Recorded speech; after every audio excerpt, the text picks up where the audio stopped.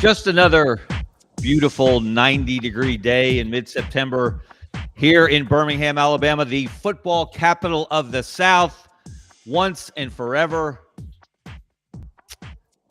We've got some big games this weekend involving state teams, SEC teams. None bigger than what's going to happen in Norman, Oklahoma on Saturday afternoon on ABC, the prime afternoon slot. Number 22, Auburn, at number 11, Oklahoma. And I am going to violate one of my cherished principles about what is and what isn't a must-win game. It's rare to have those in August or September. I think I declared the Baylor game a must-win game for Auburn. And they did win to get off to a very encouraging start. And because they are 3-0 and ranked for the first time since 2021, and because Oklahoma is 3-0 and ranked number 11, and because there are so many backstories here, you could write a book about this individual game. This does qualify as much as a September game can as a must-win for Auburn. Will they? Well, we're going to break it down. Hello, everyone. I'm Kevin Scarbinski. This is Scarbo Knows. Thank you for checking us out and following along for the ride. Thank you to Brendan Martin, our executive producer on the Sidelines.live network. And a special shout out to our sponsor, Money Management Services, Birmingham's family-owned, fee-only financial services firm. The Rice family, good friends of mine. They will take great care of you. We'll hear from them a little bit later in the show. So let's dive into this Oklahoma-Auburn game. Auburn has never beaten Oklahoma. But let's put an asterisk by that. They've only played 3 times, a couple of times in bowl games.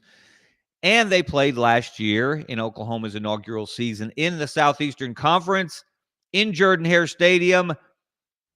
So many things happened that afternoon. It did not go well for the Tigers. They had a nice lead. Oklahoma stormed from behind. Jackson Arnold got benched as the Oklahoma quarterback. Michael Hawkins Jr., a true freshman, came on to lead the Sooners to that victory. And it was just another in a disappointing series of afternoons for Auburn in Hugh Freeze's first 2 seasons. But everything was pointing to this year. This game, Auburn, Oklahoma, Hugh Freeze, Brent Venables. We're going to talk a little bit about the backstory. But let's look at what Auburn has done and hasn't done when it has faced Brent Venables, because last year was not their first meeting. It was the first time Venables faced the Tigers as a head coach, but he had plenty of experience against Auburn as the defensive coordinator at Clemson, as Dabo Swinney was building that program into a national power. Brent Venables is undefeated against Auburn as a coordinator and as a head coach. There you see the 3 meetings when he was at Clemson, and then last year's game, OU over the Tigers. Now, note the scores on the Auburn side. They haven't scored more than 21 points against a Brent Venables defense so far, and Brent Venables is one of the better defensive minds in college football. Look at those numbers. I got those from the Oklahoma game notes for this week. Look at the numbers of what the Auburn offenses have done, haven't done against Brent Venables defenses. Averaging a tick under 15 points a game and a few yards over 300 a game. Brent Venables defenses have sacked Auburn quarterbacks 21 times in 4 meetings and collected 45 tackles for loss. Now, I'm not a math major. My younger son, Cannon, is the rocket scientist in the family. However, 45 divided by 4, it's about 11 tackles for loss a game on average. Not good, Bob, unless you're Bob Stoops. So that is going to be the key matchup in this game, I think, the Auburn offense against the Oklahoma defense. Can Auburn score enough points? Because I fully believe Oklahoma is going to score enough points. And the real backstory here, of course, is before Auburn hired Hugh Freeze, a couple of years before, Auburn had a chance to hire Brent Venables. This was after Auburn had fired Gus Malzahn after the 2020 COVID season. It was time for a change. I've never argued that point. As many good things as Gus has done since, the highlights he's put up, especially that opening win over Alabama in his new position as the offensive coordinator at Florida State, it was the right time for Gus Malzahn and Auburn to part company. Nothing that happens going forward will change that fact. Gus had been at Auburn for 8 years, and we'll see some numbers in a moment that will help reinforce that position that Gus's time at Auburn needed to come to an end. The question became, who would they hire? And Brent Venables was one of the coaches on their list that they talked to, that they considered. But Brent Venables said no. He decided to stay at Clemson. And a year later, when the Oklahoma job came open, Brent Venables saw a better opportunity in Norman than he had envisioned at Auburn. So yes, it wasn't the same coaching cycle, but Brent Venables, in essence, chose Oklahoma over Auburn. And the main reason he did, and this is interesting, during his introductory press conference at Oklahoma, he was asked about his flirtation with Auburn the year before. And he said he was nervous. He was not confident in the alignment at Auburn. And that was when the word alignment was becoming a buzzword in coaching circles. Do you have support from the president, the AD, the board of trustees, key boosters? That's very important to head coaches, as it should be.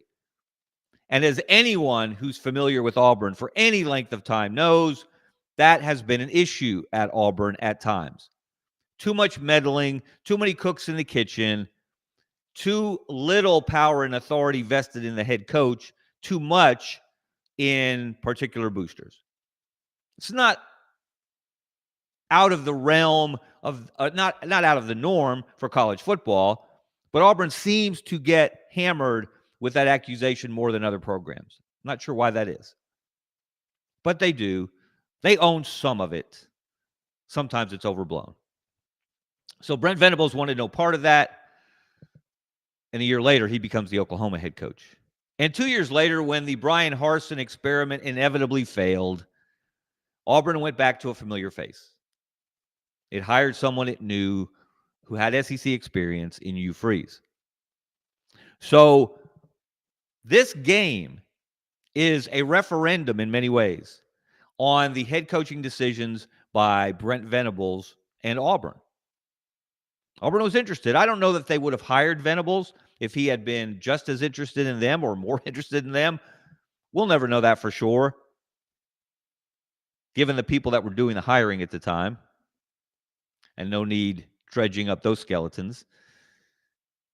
It's amazing that the athletic director at Auburn then is an athletic director in the football bowl subdivision today, despite all his missteps on the plains. Again, another story for another day. But this game is going to tell us a lot because Brent Venables is in his 4th year at Oklahoma. Hugh Freeze is in his 3rd year at Auburn. Each has had time to put his program in place, his staff, his roster, his way of doing things, his culture. So there are no excuses, no blaming the previous head coach for either guy. Yeah, Venables has a year more on the job than Freeze does. But you've had plenty of time, if you're Hugh Freeze, to put together your program. And you've made coaching changes, and so is Brent Venables.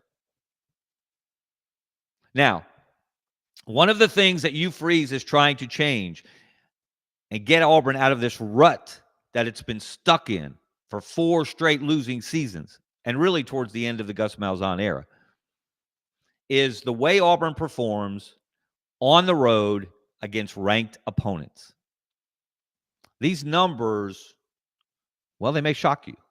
Let's look at how Auburn has performed and has underperformed in road games against ranked teams. I went all the way back. I compiled these numbers for every Auburn head coach going back to Pat Dye. Now, you don't expect necessarily to have a winning record on the road against ranked teams, unless maybe you're Alabama under Nick Saban. I did some other calculations, did some other figuring, And since 2013, and I started with the Gus Malzahn era to compare them to other SEC programs, Alabama 15-7 against ranked teams on the road. True road games, not neutral site games, not bowl games, not playoff games, not BCS championship games, but true road games in the other team's stadium. Alabama 15-7 since 2013. Georgia 9-9, the next best record in the league. And of course, that covers the end of the Mark Richt era and the arrival of Kirby Smart. Florida has I think Florida has the worst record in the league. Certainly the worst among the traditional six powers in the SEC. And that would be Auburn, Alabama, Florida, Georgia, LSU, and Tennessee. The old standbys, the teams that have won all the conference championships, going back to forever and ever since Ole Miss, in the early 60s. One of those six programs has won the SEC every year, and they have collected national championships as well. Since 2013, Florida is 2-18 in this situation on the road against a ranked team. But look at Auburn's resume. 8 straight losses in this spot. The last time Auburn won a road game against a ranked team, Brian Harsin was the coach in 2021. It was at Arkansas. Arkansas was ranked number 17 at the time. Not an overly significant accomplishment, but it mattered. And 2 games later, the Harsin era started to go terribly, horribly wrong. And they started to lose and lose and lose some more on and off the field. Auburn has lost 13 of its last 14 games in this spot on the road against a ranked team. The last time they beat a team ranked as high as number 11, or within the top 11, I should say, that's where Oklahoma sits today in the AP poll, was 2014. And Hugh Freeze remembers it well because he was the head coach at Ole Miss. And Auburn was playing in Oxford. And it was a terrific football game. If you were there, a night game, incredible atmosphere at Vaught-Hemingway, 2 teams that were both in the playoff discussion in the first year of the 14 playoff in 2014. Auburn had 1 loss to Mississippi State. Ole Miss had 1 loss to LSU. Ole Miss had beaten Alabama that year in the Grove with College Game Day in town. Katy Perry and corn dogs and all the craziness that happened that day. But that Auburn-Ole Miss game was a classic. And Ole Miss was driving to score the winning touchdown, if you recall, at the end. And what happened, and just an amazing tackle. It was clean. It was a hard hit. It was a freak injury to Laquan Treadwell. He ended up suffering a broken leg, fumbling the ball near the goal line. Auburn walked away with a win, 35-31. That's the last time Auburn has beaten a team on the road that was ranked in the top 11. That's what they're going to have to do Saturday. Now, look at the other coaches. Again, this is really instructive to me. Freeze is 0-4 at Auburn in this spot. He's one of only 4 SEC coaches in their current jobs who has yet to win a road game against a ranked team. Billy Napier is at the bottom of that list. He's 0-8. Brent Venables is 0-1, but you have to put an asterisk by that because the Oklahoma-Texas game is a neutral site game. So you can't count that in these calculations. So he's 0-1 in these situations. Jeff Lebby from Mississippi State is 0-4.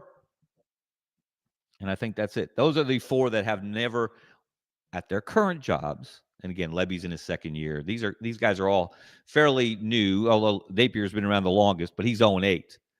He has yet to win a road game against a ranked team. He's going to try to do that on Saturday at Miami. Good luck with that to the Gators. So, Hugh Freeze is trying to change the culture at Auburn. He's trying to get them out of this rut. He's trying to lift them out of these long negative streaks that they're stuck in. And it's not going to be easy because the second major subplot of this game, beyond the fact that Brent Venables in a different world woulda, coulda, shoulda been the Auburn coach. And that position wouldn't have been available for Hugh Freeze. And who else in the SEC would have given Hugh Freeze a chance if Auburn wasn't available? We'll never know. But there's a more intriguing matchup in terms of what's going to decide who wins this game or who's going to decide the winner of this game, and it's the quarterback position. It's a quarterback game. Football, college football, pro is a quarterback game. This is a 3-star, 4-star, 5-star quarterback game. Because how these two quarterbacks perform is going to really tell the tale of who's smiling at the end of the day on Saturday. So let's look at the quarterback comparison. We all know Jackson Arnold, of course, was at Oklahoma for 2 years. Was the starter last year, lost his job. All kinds of problems around him, injuries, inaccuracy, inefficiency, disconnect with the coaching staff, coaching changes during the year on the offensive side of the ball. I don't care if you're Tom Brady, you would have struggled in that situation, or you wouldn't have been at your best in that situation. Let's just put it that way.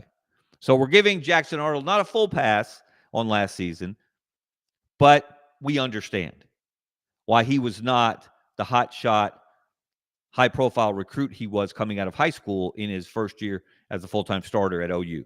Now, in December, though, the writing was on the wall. Jackson Arnold understood Oklahoma had hired a new offensive coordinator and a new quarterbacks coach, and coincidentally, they both came from Washington State, where John Mateer had burst onto the scene last year as one of the better quarterbacks in college football, and he was in the transfer portal. So on December 14th, Jackson Arnold signed with Auburn. He saw it coming. He went in the transfer portal quickly. He knew what was coming. And Brent Venables can say all the nice things in the world about Jackson Arnold. Maybe he's sincere about all of them. But in essence, he chose John Mateer over Jackson Arnold. And Jackson Arnold needed a new home, and he found it at Auburn. So this game's going to tell us, was Jackson Arnold and were Jackson Arnold and Hugh Freeze right about Jackson Arnold? Or was Brent Venables right? And was he not the best choice to be the Sooner starting quarterback in 2025? And that's why they went out and got John Mateer.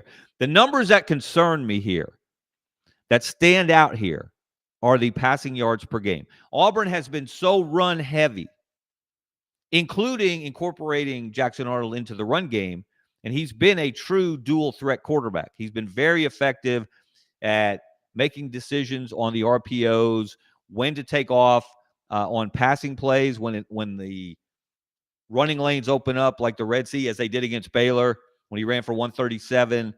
He's looked really good in his decision-making.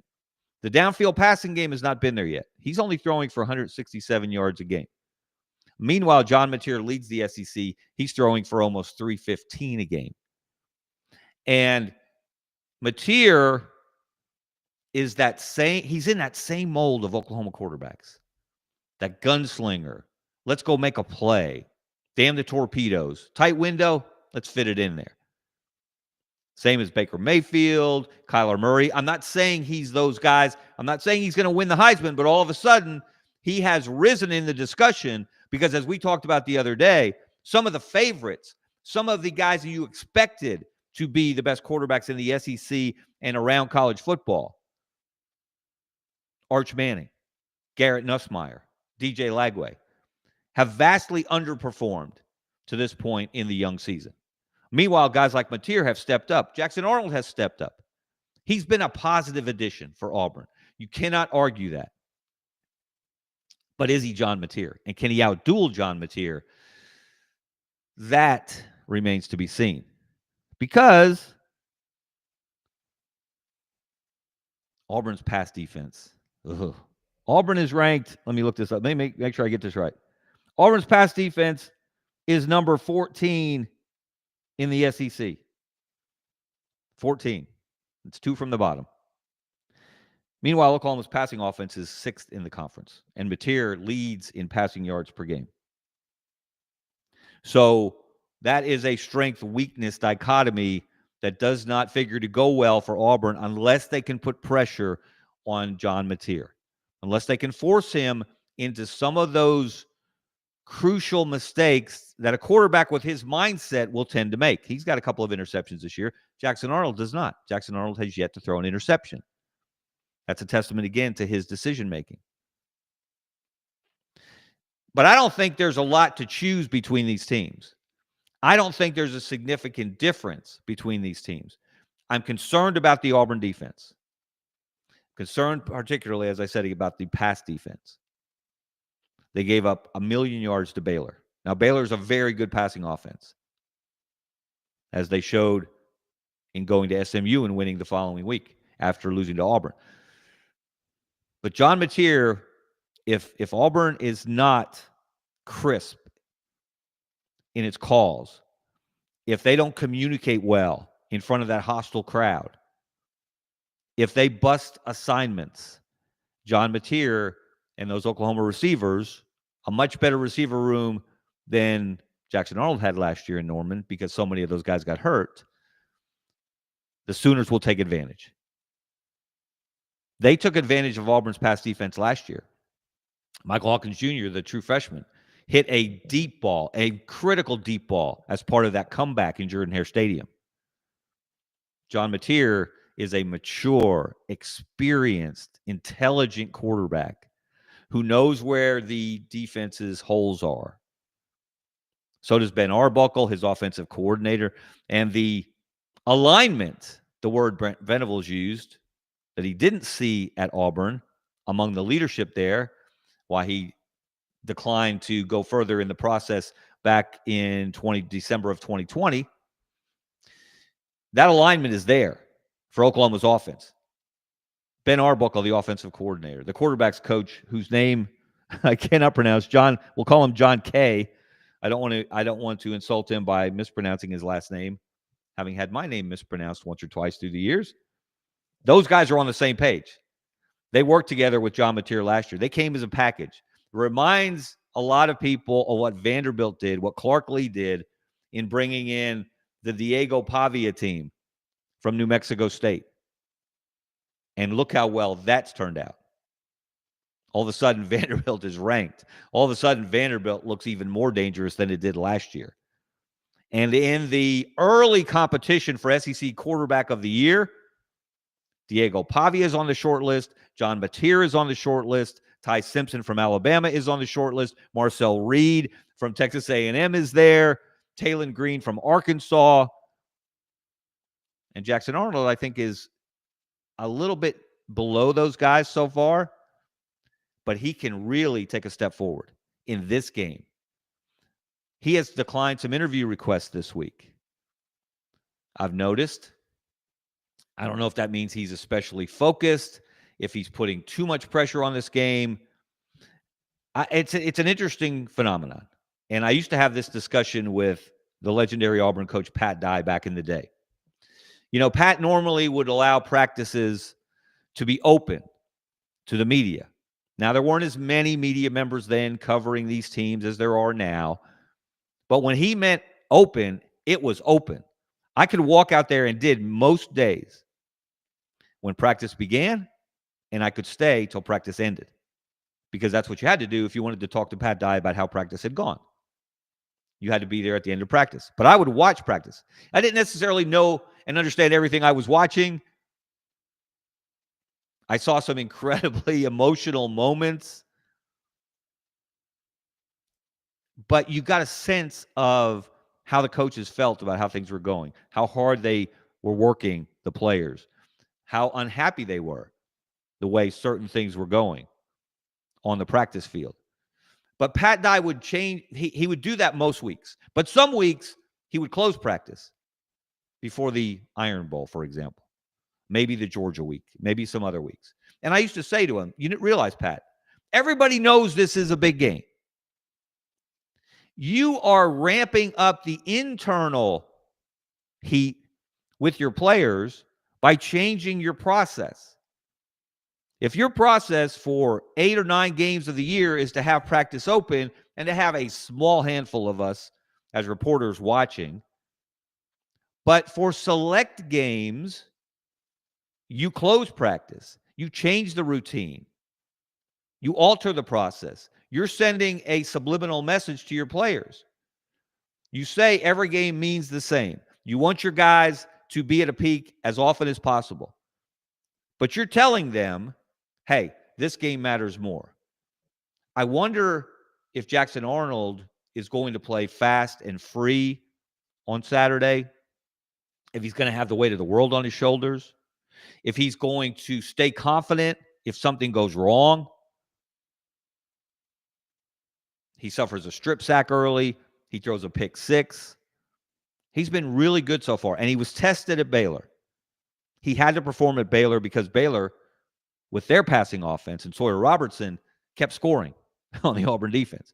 Auburn couldn't let up, and Jackson Arnold was on it that day. He hasn't had to be as good since against Ball State and South Alabama, and he hasn't quite been. But he's still making good decisions. This is the game where the Auburn wide receiver room, the freeze four, the freeze five, whatever you want to call them, throw in Eric Singleton now, the incredible transfer. We'll see how healthy he is on Saturday. I don't think there's any doubt he's going to play. He was on the availability report. I forget what designation he was under, but I expect that he will play. But those guys have got to step up. We know what Cam Coleman can do. He made one of the best catches last week. Because it was against South Alabama, it didn't get as much play nationally. But he was one-on-one, down the field, deep ball, DB in his face, DB interfering with him, grabbing him, pushing him, and Cam Coleman just went up and caught the ball and showed what he's capable of while backpedaling into the end zone, ended up with a touchdown. So those guys, Malcolm Simmons is expected to be back. The whole group is, on paper, maybe as good as any wide receiver room in the country, or at least on the short list. But they haven't quite put it all together. I think this is the game they'll have to. I think Oklahoma will gear up to shut down Auburn's running game or slow it down, which has been so good. Damari Austin should be back, which is a positive for Auburn. We know what he's done. So Jackson Arnold's going to have to throw the ball. He's going to have to be effective in the passing game. Does he have to throw for 250 to win? I don't know. 300? Probably not. You can't throw for a $125. You can't rely only on Jackson Arnold's legs in this game. So, Mr. Sip, I am not giving out betting advice. Let me just say this before I tell you who I think is going to win. I don't do betting advice. I don't do lines. I don't do Vegas. I'm probably the only person, I probably shouldn't, as Sonny Smith once liked to say, I don't believe I'd have told that, but I'm going to tell that anyway. I went to Vegas once to cover Auburn basketball. This was back in the late 80s against UNLV, the Running Rebels, Tark the Shark. They played a home-and-home series. I went out when they came to Auburn. I got to go out to dinner with the UNLV traveling party. And we went to an Italian restaurant, a well-known Italian restaurant in Auburn at the time. And I felt like I was in a scene from The Godfather. And Tark was Marlon Brando. So I go to Vegas then for the return game the next year, covering Auburn as the beat writer for the Birmingham News. And I didn't put a single nickel in a single slot machine the time I was there. I was only there for a few days. But that's not my thing. So I just want to make that clear, Mr. Sip and everyone else. I am not giving gambling advice or betting advice. Consult the professionals in that regard. But I do have a lean. I have a strong lean on what I think is going to happen Saturday in Norman, Oklahoma. Drum roll, please, Maestro. What does the prediction say? Survey says Oklahoma 31, Auburn 24. Aubie, why are you looking at me like that? Don't look at me like that. It's a feel. It's a vibe. It's from studying stats, knowing the backstories, knowing what's at stake, knowing that Auburn has not been at its best for a long time in this kind of spot. Auburn's better than it's been in years. I don't think it's quite there to win this kind of game because I think Oklahoma is better than it's been in years. We'll find out Saturday. That's why they play the games. I can't wait. I am geared up. I'm going to have the popcorn ready. I'm going to have the big green egg already fired up for halftime. to grill those burgers, and it's going to be a great day. I hope you have a great day. I hope you count down the hours and enjoy every one of them between now and Saturday at 2:30 Central Time. Thanks for watching Scarbo Knows. I'm Kevin Scarbinski. Thank you to Brendan Martin, our executive producer on the Sidelines.live network. Check out all the great shows here, and check out my friends at Money Management Services. Have a great day, everyone. See you. Since 1992, Money Management Services in Birmingham has provided individuals and business owners with trusted, fee-only financial advice. We're more than advisors. Since 1992, Money Management Services in Birmingham has provided individuals and business owners with trusted, fee-only financial advice. We're more than advisors, we're your financial family. From retirement planning to tax strategies and estate planning, our team builds personalized wealth management plans tailored to your life. At Money Management Services, we treat you like family, because when you walk through our doors, you become part of ours.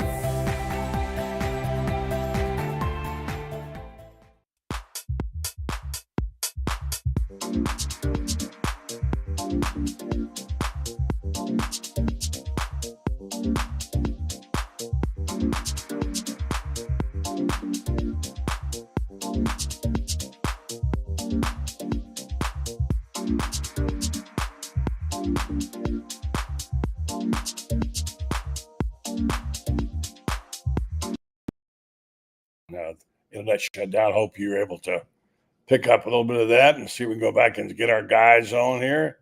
I think Ben Troop, if you will bear with me, I'm coming. If the internet holds up, let's go see if we can find Ben. And there he is. What's up, Ben? What's going on, buddy? Well, I'm trying to figure this internet out. He just shut right down on me. You know how that goes. I don't know. Oh yeah. We're up for a minute anyway. How you doing, Ben? I'm doing good. I'm doing real good this week. I know it's gonna seem like we're gonna be saying the same thing for this Florida Gator team every week from here on out, unless we're talking about maybe Tennessee or Kentucky or Mississippi State. But hey, I'm happy for those boys to see what it feels like to get a big time win against a big time opponent in the swamp. Happy for them. Well, we're kind of caught in between. Betwixt and between being happy about the win. And then, okay, we got that one. Let's see what else is out there. Get a little greedy. Last week, we just were through. If you said give us Texas or whatever, we'd be happy. And it's just the nature of the fan, and I get it. I said in my lead-in, you want them to be able to build on something. And you and I are used to this. We know these Gators. They come and they go. It's just kind of a way of life. But I don't know. I didn't hear your comments after the game and your assessment. I mean, incredible performance by a lot of people, including that defense, which is a shockaroo. Then, of course, the guts that DJ Lagway had to play on one leg, better than he's played on two, by the way, was remarkable. And the way the team hung in there at the end. Now, a lot of people want to criticize Billy, talk about his timeout. His timeout was perfectly fine, by the way. That was not – the clock was going to be stopped anyway. But there were some things that obviously were not perfect. But, my gosh, you beat the number 9 team in the country and not beat them, Ben. They dominated them, for crying out loud, and only through some remarkable play by Arch Manning did they get back in the game. And it was one of the more glorious victories in the swamp in a while. It was. It's always going to be something to nitpick when you talk about this Florida Gator team, especially with a guy like Billy Napier, who is still learning as he go, even in year 4. But I'm not gonna downplay the fact that had this gone the other way, buddy, which is kind of like what we do now. If this goes the other way, who knows if Billy Napier is still the head coach right now? Who knows what's going on? But I think the offense finally showed up to kind of be complimentary to the defense. Defense has been playing well all year, not just against Texas, but it was a lot of things to go off of in that game. I mean, all the stars aligned. Yes, VB3, Dallas Wilson. I mean, this young man, his introduction to college football was amazing. Jaden Ball did what Jaden Ball does. The defense kept pressure on Arch Manning all game. He was never comfortable. Now he's going to make some throws. 35 hurries. Incredible. Yeah. It's going to. it's going to be one of those memories, buddy, for a guy like Arch Manning, where we know coming to the game, the storyline was him and DJ Lagway, two guys that was picked to do incredible things before the season. It hasn't really gone their way. But Arch Manning, I mean, he's good, not great. People are already anointing him to be these great things. I'm like, look, he's got to go out there and prove it. And Florida just, from the fans, from the atmosphere to the team, they made life rough on him. And obviously you got a lot of influencers. These people, they go around to different stadiums, and everybody was saying the same thing. They said, "Look, I've been to LSU, I've been to Georgia, I've been to Clemson, I've been to Ohio State. Florida's different. I mean, that stadium was rocking, and for one day in the swamp, Florida hasn't played Texas since World War II. It was Texas versus Florida, regardless of what had or hadn't happened up until then. It was still a big time matchup, even if neither team has really lived up to their potential yet. But for DJ Lagway, when he plays with confidence, when he's getting the ball out on time, when he's confident in what he's going to do, if he's not sitting in the pocket waiting to see who he's going to go to, he's really, really dangerous. I mean, that was an incredible football game that he played. Now, the pick that he threw was ill-advised. I mean, it's just one of those that got away from him. But I'm happy for him, buddy, more than anything, because it doesn't matter if Dallas Wilson plays well, if EB3 plays well, if Tyreek Sapp and the defense play well. If our QB doesn't play well, we're going to be asking what is going on between the neck up. And it was a scary moment there. When he walked off the field, we didn't know how bad he was hurt. We knew he was hurt. We thought, is he going to come back even? And if he doesn't, well, they have to play the freshman. Tramel Jones is a terrific prospect, but not ready for that prime time. And the guy came back. He was not going to be taken out of that football game. You could see it. He was not going to go out. And there were a couple of times he had a hard time putting any weight on his leg, but God bless him. He played his heart out. Now, let me just say that Arch Manning also played really well. I thought he was playing for his life. His offensive line got their butt whipped by the front seven of Florida. And he just hung in there and made some really great throws, took some hits. And let me just say this again about the swamp. I know it's repetitive for us, those of us who've been around and seen it. But when you get an environment, I've written and talked about that, and I've got a piece coming out now about what makes the swamp the swamp. We know all the physical dynamics of being in a hole. We know about the heat. We know about being on top of the players. What makes it so unique? There's only one, and a lot of the Texas people were surprised that was so loud. You heard their comments; they were surprised. Wow, it's the loudest I've ever heard. Well, they thought because it was small compared to what you've got at Kyle Field, where you have 108,000, as one guy said, you could drop the whole swamp in the middle of that. Well, in Texas, as I've said, they think everything bigger is better. They think because it's bigger, it's louder, it's better. Well, guess what? It's every bit as loud, if not more loud, than Field. So if you can count on a team on a crowd engaging, and Ben, my gosh, they couldn't get the plays off at the last 5 minutes. Look, I mean, the thief of joy is always going to be comparison, right? It's easy to say what Texas what Texas A&M is and all these different things, but the atmosphere itself, it felt like 100 and some thousand, because if you are Texas, I'm just going through the stat line, but I mean, time of possession 34 minutes to 25 minutes for Texas. What we talking about, we were 7 for 14 on third down. That sounds like 50% to me. Right? When you start talking about punts, they punted 6, we punted 5. They had 10 penalties, we had 7 penalties. We gave up 52 yards rushing, 341 yards total all day. When you playing like that, you giving yourself a shot. And if you are Texas players was even coming out of the game saying, dude, Florida's different, because so I get the people that's already when Florida's not playing up to potential like they haven't been as of late, people are gonna have more to say about what they didn't do. But give the defense and give the entire team a lot of credit for keeping pressure on Texas, because Texas was like, look, Florida's still a team we got to beat. And that last series for Texas showed, because that last play call, Arch Manning looked, I mean, it's like he couldn't come to himself because the clock is just going, and it takes at least 3 seconds to get the snap off. So when he finally snapped it and he looked, it was like, man, the game is over. Yeah. He was like in shock, like, dude, because number one, like I said, I think Arch Manning gets some fair and unfair criticism because of who he is and where he plays. But buddy, for one day in the swamp, that's what the swamp is. If you've never been there, that's what it is. I'm talking about electric for 4 quarters. Yeah. Billy Napier is Billy Napier. Yeah, he ain't gonna do everything perfect. It's easy to say what a coach is supposed to do when you watch it from the sideline or from the conference of your home. But 29-28, which means if they get in the end zone, right, they still got to score and get a 2-point conversion. Florida did what you're supposed to do. Now, do I still? Oh yeah, safety made a big difference. Let me jump in real fast because I didn't get a chance to set the show up because the internet went down, and say that we have some breaking news. 2 Florida players expected to be out are going to play.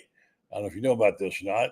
This just broke right before we came on the air. Aiden Mizell, who was expected to be out, will be back. I expect big things out of Aiden, although, my gosh, Wilson was amazing. And then Joseph Mabachu also declared to play against Texas A&M. So they were questionable before. Florida had a big questionable list. By the way, what's funny about it was one of the players not on there was DJ Lagway. As banged up as he was. So I want to get that out there, make sure. Then, Ben, I want you to think about this. I've had this ongoing conflict with a guy on my show who's a regular guest about the fact that he says the ACC has made up ground on the SEC in terms of the league. I said, man, what are you smoking? I mean, come on now. He says, no, if you rank them now, Miami being up there second or whatever, and that he thinks that the SEC has lost some players in the portal. And I'm thinking, I don't see it. So I've asked everybody, to please rank the 4 conferences, and I'll ask you to do that for the show us over there, which is amazing. That, my opinion, is good. So it's a going home. It's a coming home party for DJ, by the way, and he'll be playing. He says the whole town of Willis, Texas, will be there, which I know you know how it is, man. You play before your hometown. Mm-hmm. In high school, one time I played a game down in Bradenton, where all my people were my dad and my aunts and uncles. It's a whole different feel when you get that. Anyway, so Scooby Williams, who was a Gator, by the way, is 12 tackles and 2.5 TFLs, forced fumble, interception, sack. He's questionable. He's missed 2 games for lack of injury, for injury. So that's the information on that. Updating you, Florida. When I last saw Ben, maybe you have later news. I saw Florida as a 7.5 point underdog to A&M. What do you see? I mean, A&M is going to be tough. A&M is one of those teams, they play you really, really tough. I mean, they might be, arguably, they might be the best team in the SEC right now. Take nothing from Georgia and how Georgia has been playing. I mean, A&M is tough. And if you are Florida, that's what you want. We know that this is the meat and potatoes of the schedule, buddy. There's not going to be no easy games coming up. Whether it is Mississippi State, they're going to play you hard. Kentucky going to play you hard. Tennessee going to play you hard. But I want to address something you said before that. To the gentleman that said the ACC has caught up to the SEC, I would ask him this. Yeah. Based off of caught up, he said made up ground. This what I would say. Who is your flagship team in the ACC? Is it Miami? Because they've never won the ACC. They never even won the conference. Florida State can't beat Miami. North Carolina is getting ready. So he says, therefore, it makes it, whatever. I don't know. North Carolina is getting ready to get rid of Bill Belichick any day now, right? Notre Dame to go away. If I go for $1 million if he finds the right deal.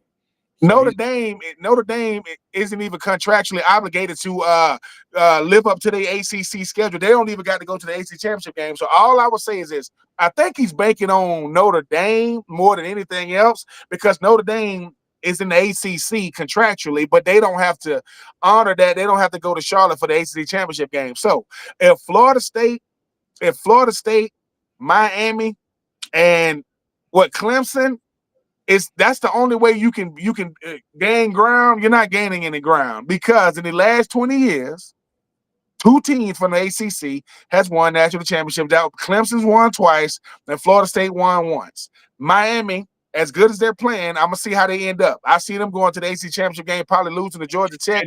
I respect the ACC, but gaining ground, what does that mean? Does that mean you can see the person in front of you? Like he beat me, but I can see him? Or do I got a shot to beat him? Because until Miami wins the ACC, you've been there 20 years and you haven't won the ACC. Man, stop it. Stop it. Anybody can beat on in one given day, but I tell you, tell Clemson, tell Florida State, tell Miami, tell North Carolina, tell Virginia, go through the gauntlet over here in the SEC. See how loud you be talking. There will be no more undefeated SEC teams anymore. Those days are over. Those guys, they're gonna beat up on each other. That's why an unranked Florida could beat a number 9 Texas. That's how hard the SEC is. So we'll see. We'll see. Yeah, we'll see. All right, so we're gonna, new beginnings for people. We've got a guy, you've not met him yet, and I've just barely met him. He's been writing for us for, gosh, a while now, and he's a friend of Chris Spears. He works for the Florida Baptist. He works in Gainesville. He's a very knowledgeable guy. He's been around Gator football for a long time. And knows his stuff, and so I want to bring him on board tonight to say hi to you, and then shortly Franz will be here, and meet a guy who knows his stuff and really writes some excellent stuff. Eddie Gilly joins the program now. Eddie, welcome to the show. Hey, thank you, buddy. It's good to be here. Good to say hello to Ben. I was there when you played. Boy, you didn't know me, but I knew you. How you doing, sir? Pleasure to meet you. Doing well, thank you. Eddie was in the press box on Saturday. He's been writing from his own little office and writing some really good columns. He has a good insight to Gator football, and boy, he's like us. He's still a Gator, but he has some objectivity, and he didn't mind saying when he sees something wrong, and he's doing a really good job. So congratulations for that, Eddie, and appreciate that. Tell me about your press box experience on Saturday. Well, I have been on the other side. I used to work with the SID, helping the media get to where they need to go and making sure they were not in the wrong spots on the sidelines and handing out microphones during press conferences. And so it's kind of weird being on the other side of that and sitting there to watch the game from the press box and then to see the post-game interviews from the seats and hear some of the questions, and even ventured my own question to Jaden Ball, which I'm not sure was good or bad, but nonetheless, it was the first one. So there's always got to be one, right? What'd you ask? I didn't hear it. I asked him whether he preferred to run over somebody inside or run around somebody to the outside, since he can do both pretty well. Good question. Yeah. What did he say? He said it didn't really matter to him. He just wanted to help the team. It was a good team answer. Getting down answer. Yeah. Yeah. So, all right. So now, Ben, Ben and I have been talking about this, that, Gator fans, they're never happy. We understand that's part of the deal. And we're not going to sit here and say things have been all roses, obviously. Difficulty of this football team, and just about when they break your heart, you want to quit on them and then come back and do something like that. And I'll ask you this. I just asked Ben, and we'll get Franz on board and say, where are you now after the Texas win? I'm nowhere else that I wasn't before the Texas game. I don't think it mattered that much, honestly. I think you have to let it go to the end of the year. When you look at who Florida has played, we've played tougher teams than anyone else that we have played so far has played, if that makes sense. We have had a really tough schedule. Other than the Long Island game, everybody else we've played has been in the top 25 or is currently in the top 25. So you don't know who you are until you get to the back end of your schedule and you see, okay, where do we stack up against these other teams? Because if you looked at Texas, they hadn't played anybody other than Ohio State that was a defense that was in the top 55 or an offense that was above 60. And so they hadn't played anybody for those 3 games they won. So they looked great because of that. And now they played us. And if you look at Texas A&M, for instance, they have played Notre Dame on the road and barely won that game. And other than Auburn, they played Auburn and Mississippi State. And Auburn and Mississippi State really haven't played that many tough teams either. and they just barely beat Auburn at home. And then they put a whooping on Mississippi State. Mississippi State maybe woke up and figured out, hey, we're Mississippi State and we're not supposed to be here. You never know who your team is until you get done with the schedule and you've played everybody, and then you can compare yourself against teams that have played each other. I agree with you on that, and we're going to have Francis Jamon here, and several people like Tim Blackburn asked the question. Ben, I'll let you jump in here on this one first. At this point in the season, who has been tested more, Florida or Texas A&M? Ben? I mean, I'm biased, but I definitely think it's Florida. I think the thing about Florida is you're playing Florida outside of, the USF game got away. I mean, it happens. I mean, but if we go back to the USF game, if they make the field goal the last time we played them, they beat us. People forget about that. They just missed it the last time. They kind of bumbled the snap. But Miami is one of the top teams in the country, right? Texas is going to still be there in the end. They're going to bounce back from what happened against us. And we forget that just because we ain't playing well doesn't mean that we don't bring out the best in other teams. You don't think teams want to beat Florida? You don't think that boosts your resume when you beat? I don't care what we haven't done in the past. So I would say Florida, but Texas A&M, they're who nobody's talking about this year in the SEC. Like, no one saw them doing this right now. Georgia is a usual suspect. LSU is going to have, they're going to have a Heisman hopeful, at the quarterback position. And I just think that for Florida, though, it's gonna bring out the best of the worst in us, because DJ Lagway is proven to the rest of the country as well as his team. Dude, I'm if I can go, I'm going. We all banged up. All right. What they say, you ain't been 100% since they came out your mom's womb. They say it's a boy. You've been scratching and clawing since then. So the SEC, it is not for the weak-hearted. And I know DJ Lagway isn't weak-hearted. I just think that Florida beating Texas, though, woke the SEC up like, wait a minute. Florida beat Texas, and they beat them. There wasn't no fluke-type stuff. So hopefully momentum is a real thing in life. So it's definitely a real thing in football. Hopefully we can build on that. Here's Eddie Gillies' seatmate sitting next to each other Saturday in the swamp and watching the game. And I know you both had your takes on it. I'll let you guys address this.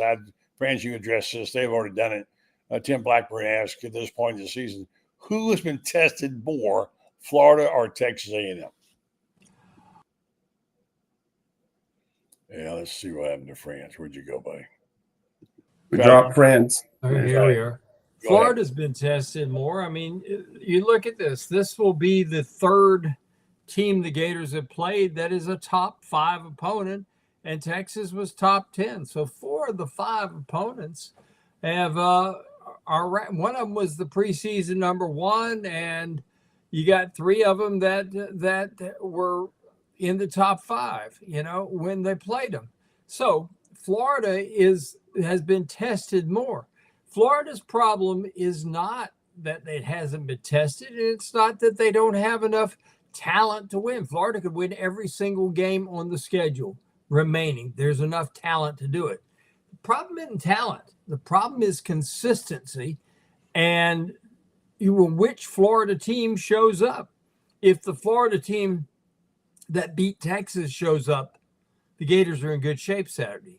If the Florida team that decided to complete 5 passes to the other team against LSU shows up, it's going to be a long, long, long day.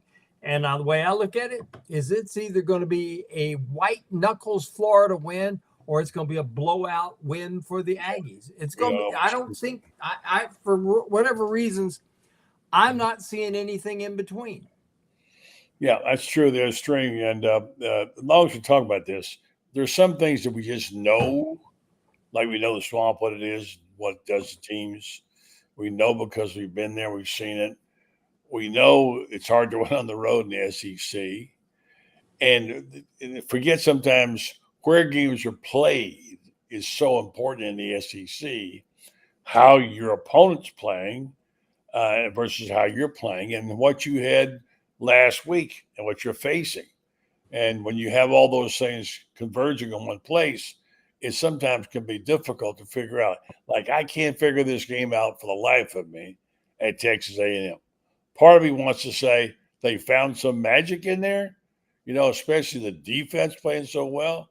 And DJ, even with his bad leg, part of me wants to say, don't get too high on your horse. They're going on the road in the SEC as underdogs. That's instant death. So it's hard to know exactly what you're facing and who you're facing. And I wish they'd count a little bit more toward, they'd use teams' strength of schedule, which I don't think they really have done yet. I know we'll change it next year and Florida will get some of these big dogs off their schedule, but the fact remains is I don't think it's quite fair yet. So, all right, what are we going to see, Eddie, here out in Texas A&M this week, and what do you think the outcome is going to be? Who do you expect to play well? And I'll ask Ben the same in France. Eddie, go ahead.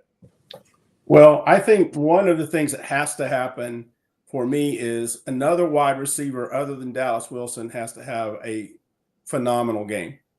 Because I think the defense at Texas A&M is going to see that film and they're going to go, that dude is not going to beat us. 6 is not going to be the guy who beats us. So I would expect him to get a lot of double coverages come his way, which means somebody else has got to step up. But number 8, he ain't too bad.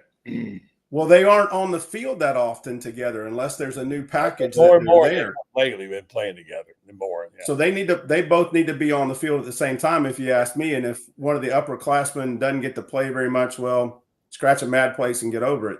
You got to put your best players out there, and to me, they're the 2 best.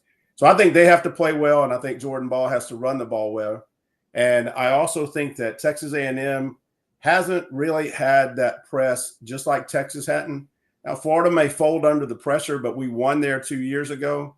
We've been there. This staff has been there, and they've won there, so they know what it takes. So I look for Florida to make it a really competitive game, and if DJ can keep from throwing it to the other team, I think we got a chance to win. Ben, they got Marcel Reed, who's really a heck of a good running quarterback. That could cause Florida problems.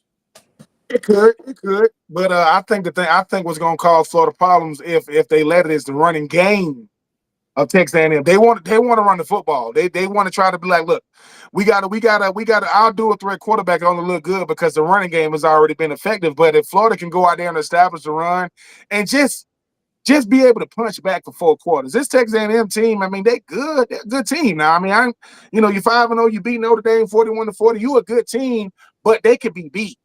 They haven't gotten beat yet, but I think that if Florida loses to Texas and it's a blowout loss, Texas A&M like, okay, but like I said, Florida beating Texas open up their eyes because it's the same Texas team that's going to be there in the end. But if Florida can go out there and I do agree, though, they're going to have to – Dallas Wilson, I don't see him having that type of effort, up there College Station. But we got a lot of receivers. I mean, I know that Coach Billy Napier gave Trey Wilson a lot of praise. You didn't recruit him to block. You did not recruit him to do that. You recruited him to go out there and make plays in the slot. Love VB3, love Dallas, but if we can get you mentioned before the show or show first started, buddy, Mizell, he's gonna be there.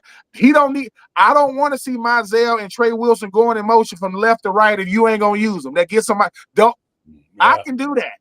I can't do nothing. I can't do much more than that, but I can go in motion from left to right and just run down the field and don't get the ball. Utilize these guys. And like I said, I don't know how much of a green light DJ is going to have because the help of DJ Lagwell is everybody going to be watching. But if we can come out there and play, if you play aggressive at home, guess what? You got to play aggressive on the road. I ain't none of that conservative stuff.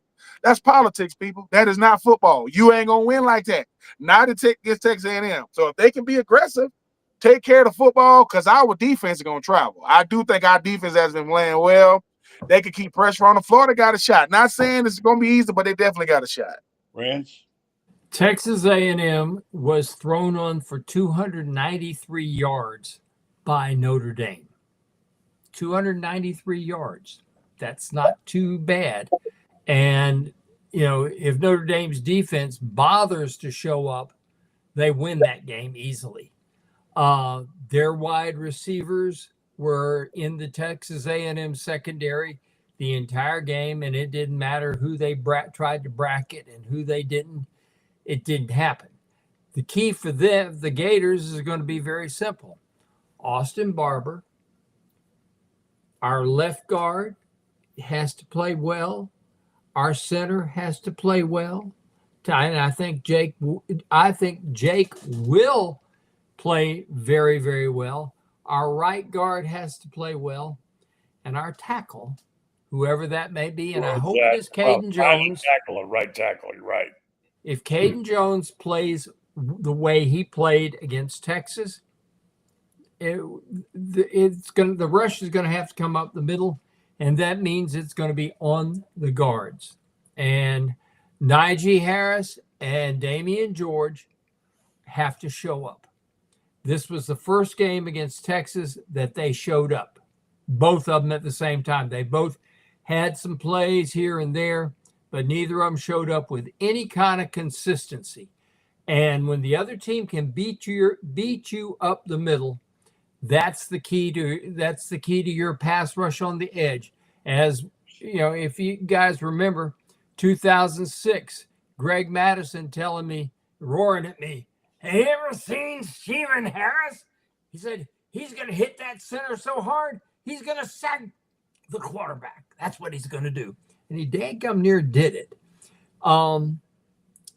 They've got to play. The guards have got to play well. That's all there is to it. Because if Jake is left, doesn't have to spend his time helping the guards, he'll handle whoever they have on the nose. So it's going to come down to those guys, because if the rush comes up the middle and they can win the pass rush up the middle, they'll start chipping away on the outside. So it's going to come down to Florida's offensive line. They play well, Florida will win the game. Okay, thanks. That's a good point. I haven't heard as much "I hate Billy, fire Billy, he's terrible" as the last 2 or 3 days. How about you guys? Do you think that's subsided? I'm not saying it should, but what do you think, guys? So start with you, Eddie. You're smiling. Yeah, there's still a pretty good contingency of that around here in Gainesville for sure. If you listen to all the talk radio shows, but most of those guys have no clue what it means to run a program or fire a coach or hire a coach or be an athletic director.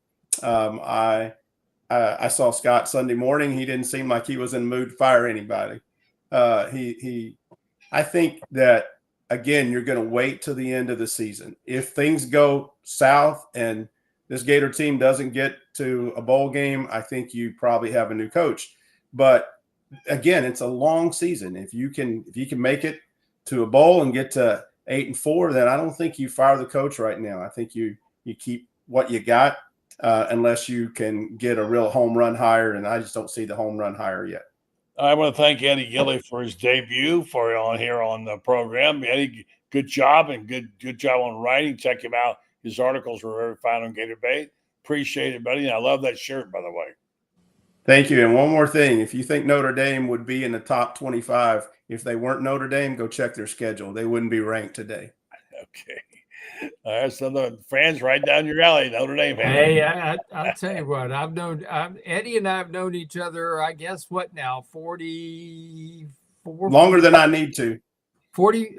It's probably, I guess, about 41, 42 years now. And 36, something like that. If he says it, count on it. He's astute, and I don't say that I don't just give that accolade out. Thanks, Eddie. Good job. Appreciate it. All right, buddy. Thank you, guys. Have a good show. We're going to get Lauren Meadows in just a minute. First, we're going to tell you about our sponsors. They, of course, do a terrific job in every facet of what they do, and that includes Gator fans, and it includes sponsorships. That includes being a heck of a law firm. If you need someone to help you there, we should know by now that Meldon Law is the place to be. Here's a QR code for those folks who like that kind of thing. We'll talk about that a little later. But meanwhile, Meldon Law is a terrific job. They've got 4 locations in North Central Florida now, a new one in South Florida, I think around Boca to serve you. They want you to know if you have a need, they'll try to address it and fix it. And if they don't know, if they haven't got a lawyer right here in that specialty area, they'll find one for you. They did for me. I appreciate it. If you're the place, we know Jeffrey, his enthusiasm, his love for the Gators, and he and friends spend a lot of time together on the road during the basketball. He loves him some basketball. He loves Todd Golden. So Jeffrey Melvin and his son and the whole team there now. I think even his daughter is working. So check them out. Melvin Law, they won't back down. Let's go see if we can find this guy named Lauren Meadows, the coach, and see what he's going to be talking about tonight. What do you think? I think he'll be talking about the defense. What do you think, guys? There he is. What's up, Lauren? How you guys doing? How are you doing? He'll definitely be talking about the defense because he never wants to talk about wide receivers or anything like that. Hey, man, I like it all, man. I mean, obviously, we talked about it earlier this week, the defense being able to get 6 sacks on a team that had only given up, I think, 3 the entire season. They were in Arch Manning's face the whole time. I mean, a lot of people talk about the struggles that Arch had. And, he's got some skill, but, Florida was in his face. They made him get off his platform, and they were defending. And, a lot of people talked about, Cormani McClain and the play that Ryan Wingo got, hit on him. But really, if you look at Bryce Thornton was in no man's land. And if he finds work and keeps dropping, he probably throws another pick there. So it was just one of those things where, they stayed on him, man, and they couldn't run the ball. So it made him one-dimensional. And that's when Florida could pin their ears back. And you really saw what the creeper could do, where they were lining up, 7 up. And then, they brought both corners one time. They brought the nickel in the corner. They were doing a lot of things, but getting just pressure with 4 with the ability to confuse the offensive line of Texas. You pipe in, you throw in the natural noise of the swamp. It's just a great game. Miles Graham continues to handle things. He and Jaden Robinson and Childs, they're doing a great job. And it's almost like plug and play up front. You had guys that hadn't played much. That Brian Taylor had a really great game. They moved Tyreek Sapp. Tyreek Sapp played every spot. Yeah, and that's what you can and that's what you could do with the creepers, because you have a guy that's so versatile. You can put him on the nose, you can bring him, you can stun him. He dropped a couple times. Just having somebody experienced like that. So yeah, I had somebody tell me, well, I ain't gonna get into that. That's X's and O's, but at the bulk of it, they just had a great plan.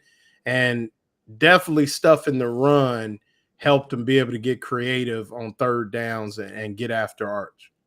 Yeah, Bob got some leather lugging time finally, and he carried the ball a bunch, and he was held up good. But sometimes, the offensive line just couldn't get it done, and he gets out, man. But boy, I tell you, he made a nice cutoff for a touchdown and got him in the end zone, and he's a special player. And I don't know what the situation is at running back now. I'm a little confused, Lauren and Ben and fans. Who's back and who's not, and who's going to be playing? It might be Ba again. Jackson is listed as questionable. I think Duke is out. Trayon Webb's out. Katie Daniels, is he ever going to play? Yeah, Katie Daniels. You never know, man. That's the one thing about that stable is so deep that you could throw anybody in there. And I know Jaluka always had those guys ready. But give Ball the load, man. Let him handle it. Maybe spot play him a little bit. With a little Katie Daniels or somebody or whoever they got. Look what they also did. They lined up VB3 at running back.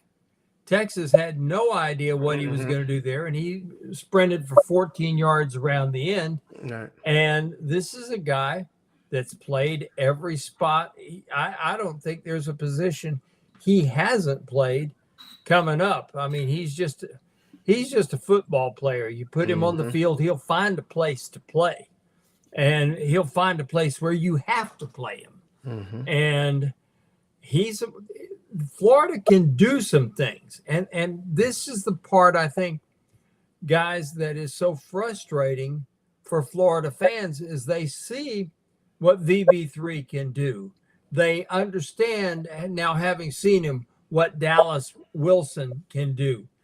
They understand so many of the things that can be done, and they don't see doing this stuff on a consistent basis. This was the first time I think they've had more than 3 downfield shots in a ball game. Buddy and I were sitting there with Coach Spurrier before the ball game Saturday, and I remember one of the things he said was he says, against Miami, they only had 2 balls that went more than 5 yards in the air downfield.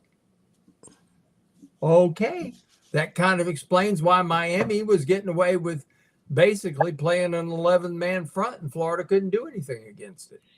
Yeah, I want to get to Ben on this one too. How does it make you feel seeing Vernell Brown play the way he's playing, and Ernest Graham's son playing as well? The legacy lives on there. It kind of makes you feel good as a guy who played with some of those guys. Oh yeah, I mean, VB3 is his daddy, a little bit bigger with a little TWA. That's a teeny weeny afro.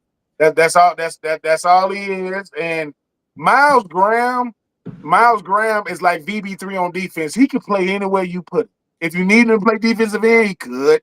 If you needed him to come out, and I think the thing about guys like that is, because I played with their daddy, I'm not surprised. Like, people like, if Ernest played linebacker, he would look like Miles. That's how he would look if they would have let him play linebacker. And the thing about VB3 is something that Fran said, and even Lauren be saying, certain guys just are football players. If my nickname is Squirrel, so when I'm not going to wow you with my physical stature, but wait till I put that jersey on. Come deal with me when I got to put that jersey on. And I think that's the thing about Florida that you saw on Saturday is you got to feel it first. Playing in Florida ain't enough. You got to be in a big-time game against a big-time opponent with a big name on the other side, all those things lined up, and those guys was able to go out there and because football is one of those things you got to do it to believe it. We could scheme it up all day. We can have a great week of practice. If we don't do it when it counts, we're going to be doubting ourselves. And the defense is showing the better y'all play, the deeper in the well I'll go. The more y'all can do it, man, I'll do all kind of stuff. Most teams aren't willing to do the type of things Florida is doing, not because they don't got the players, but they was like, well, if it don't work, well, what if it does work? And let's do it against an opponent like Texas. Don't do it against, LIU. Nothing against them. Do it against but you know why they really did that? I guarantee they looked at Ohio State tape. They said, wait a minute, dude. You saw what Ohio State did to this dude, Arch Manning? He ain't switched up in a month. He's still Arch Manning. They wanted he didn't know what the coverage. He didn't know what the coverage was. He didn't know where the pressure was coming from. And like I said, that last series of the game, Arch is gonna look back saying, dude, he looked discombobulated. I'm watching saying, I'm not rooting for him. I'm like, the clock is ticking. The clock is let it run. So I think for Florida, hopefully, Billy Napier will look at what the defense is doing and say, look, we have to be aggressive. What is it gonna hurt if you are aggressive? I say nothing. What is it gonna hurt if you are conservative? A lot. You make a defense look like world beaters when you're trying to play conservative. Push the ball down the field to back the safety. Because of ball, those safeties gonna creep up. They're gonna creep up on the line. But Dallas Wilson, VB3, what they are is they too young to understand how big the situation is. I'm young and I'm playing. So I don't feel that pressure. What pressure? Go out there and do it. Yeah, well, hey, by the way, Ben, comment about believing you can do it, and that's where we should be, friends. That's where we are right now. Making that leap right now is hard. You saw it with your own eyes, Lauren. You saw some players, and I'd like to go back to Coach Spurrier's famous win over Clemson, which you talked about again yesterday. He was 1-3, and they were struggling in the ACC, and he had a bunch of guys out, hurt, whatever. They played the games of their life, and guys that had not done anything or were second stringers played out of their mind, and they beat Clemson. And then Clemson, was the ACC champion, and that started everything. They won every game the rest of the year, except for the conference championship. But he won the conference championship. Tied for it. and they won 7 in a row, and something clicked because they thought they could do this, and that's what we just talked about. Do you believe that you can do it? The question becomes now: can the Gator fans buy in on this? Do they? Yeah. Can they, and will they do it, Lauren? Can they do it, and will they? Can the fans buy in, or can they? Talk about the players believing they can do this again. Yeah, no, it's clear. I mean, I talked about it the other day when Billy Napier stepped to the podium Saturday night. It was almost like he knew that this was going to happen. He said to Jeff Cardoza, "This is the kind of team I thought we would have." So maybe with a full complement of guys for the most part. Maybe with the depth, the versatility on defense, guys, don't forget about, Aiden Mizell, who made plays, J. Michael Sturdivant. But I think, this is a team that is built to play with anybody. My question is, do they believe that? Well, I think they believe they can. My question is, can we get them a vehicle to ride in week to week? Yeah. My question has never been the driver. It's always been the car that they're presented. Now, from what I understand, there may have been a come to Jesus meeting with guys like Billy Gonzalez, Jabbar Jalouk, and some of the other offensive staff, and they kind of put more into the offensive game plan this week in the bye week than they did the previous weeks. If that's the case, and we like what we saw, and they were able to create some matchups, we don't talk about it enough, but there was not only, I know Coach Spurrier didn't like, the quick, necessarily, they weren't quick passes, they were 5-yard passes, but what they also utilized early was some quick game. They threw some quick outs, they threw some hitches, and those kind of things to kind of get DJ in a rhythm, like I talk about, like shooting free throws for a shooter, and now he's back on. I think it was the same thing on Saturday. So, yeah, I definitely think the players definitely think they can play with anybody. Friends, I'm sorry I interrupted you, France. Go ahead. Well, one of the things I was going to tell Ben was Monday I asked Ernest Graham, I said, Ernest, do you get the feeling that you need to carry the ball a little bit? And he said, yep, I do. He says, and if they'll give me the ball, I'll run with it. And Shane said last year, year before last, I guess it was, he said, that's the best high school football player I have ever seen, period. And he and VB3, same thing. You put them on the field, they're going to find a place to play, and you're going to have to play them somewhere, somehow. And that's going to be the key. I think Lauren just hit the nail on the head. They can beat anybody, but you got to put them on the field to say, okay, you find your way to win. We'll give you everything you need. You got to find your way to win. And if the players believe that the coaches are going to give them what they need to win, they'll go out there and get the job done. That's always been the key with every team I've ever seen is the players. I covered the Redskins, and they had a guy named Lombardi coaching, and they'd been terrible the year before, and they started winning football games. And it's a simple matter. They believed he was going to give them what they needed to win ball games. Bill Belichick hadn't forgotten how to coach. He just ain't got any players that believe he's going to give them that believe he's going to give them what it takes to win games. He's out of there. Yeah, he is. He is. And I hate to say it, but I'm hearing a lot of noise in the system right now. When I talk about noise, I mean noise from people who write really big checks for fun. And I think that, I can tell you right now, the money's there to buy out Billy. It's up to Billy to decide whether he's going to get bought out or whether he's going to coach his butt off and coach up a team that can win the ball games. Yeah. Because I think we are all in agreement. Florida could go out there and win 7 games in a row. They've got enough talent to do it. The question is, will they? Yeah, and I'm going to throw this in here, and then we're going to give each person about a 2-minute crack at this. and that is that what you want to happen, what you think will happen, what's realistic happen. A lot of people won't really to somehow make it, survive. That's that. I'm of the mind the perfect scenario that they'd win the rest of the games, he'd stay. But having said that, I don't want him. I mean, I think he should coach the team the rest of the year, one way or another. I know people say, well, they don't do that anymore, buddy, whatever. But the fact is that they don't have an interim on that staff. The guys they want to go after, except for Urban, and you see the comment here about Brandon Quinlan, they're going to be guys like Drinkwitz and, they're going to be involved in playoff games. And there's going to be hard to talk to them, hard to settle. And they're not going to want to leave their team. He's not going to want to leave his team. And so it's going to be hard to make a deal with a coach. And there's a little more time than we thought.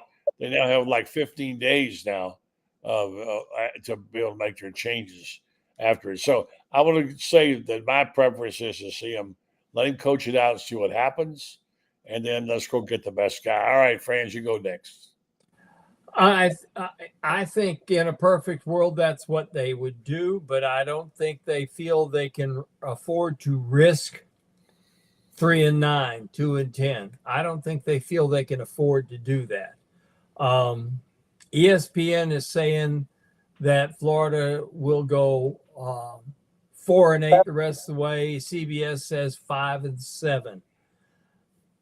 5-7, you look at the way they play, the difference between 5-7 and 7-5 isn't that great. Well, think about this. You take out the South Florida loss, and that they beat Texas A&M, the two Texas schools, they're about where we thought they were going to be. We thought they might knock off Miami or LSU, but they're not that far off the mark. Now, are they playing like the team they should be? No, they haven't until last weekend.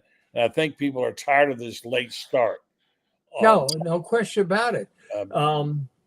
They've got to come out. I think everybody will feel a whole lot better about what's going on if they come out and take it to Texas A&M from the opening kickoff. If I promise you that this team needs to do what they did against Texas, which is to come out there and burn them up from the opening bell. They really do. On the road there, been a tough place to play, and it's a good team, and they're physically banged up a little, although their injury report wasn't as bad as I thought it might be. Ben, what do you think needs to happen? I definitely think they got to come out aggressive. I mean, I definitely think they're going to have to run the football. But even with the whole situation with Billy Napier, I think because of how Billy Napier came to Florida when he went back to Louisiana and coached them before he came, he's hired, but he went and coached them.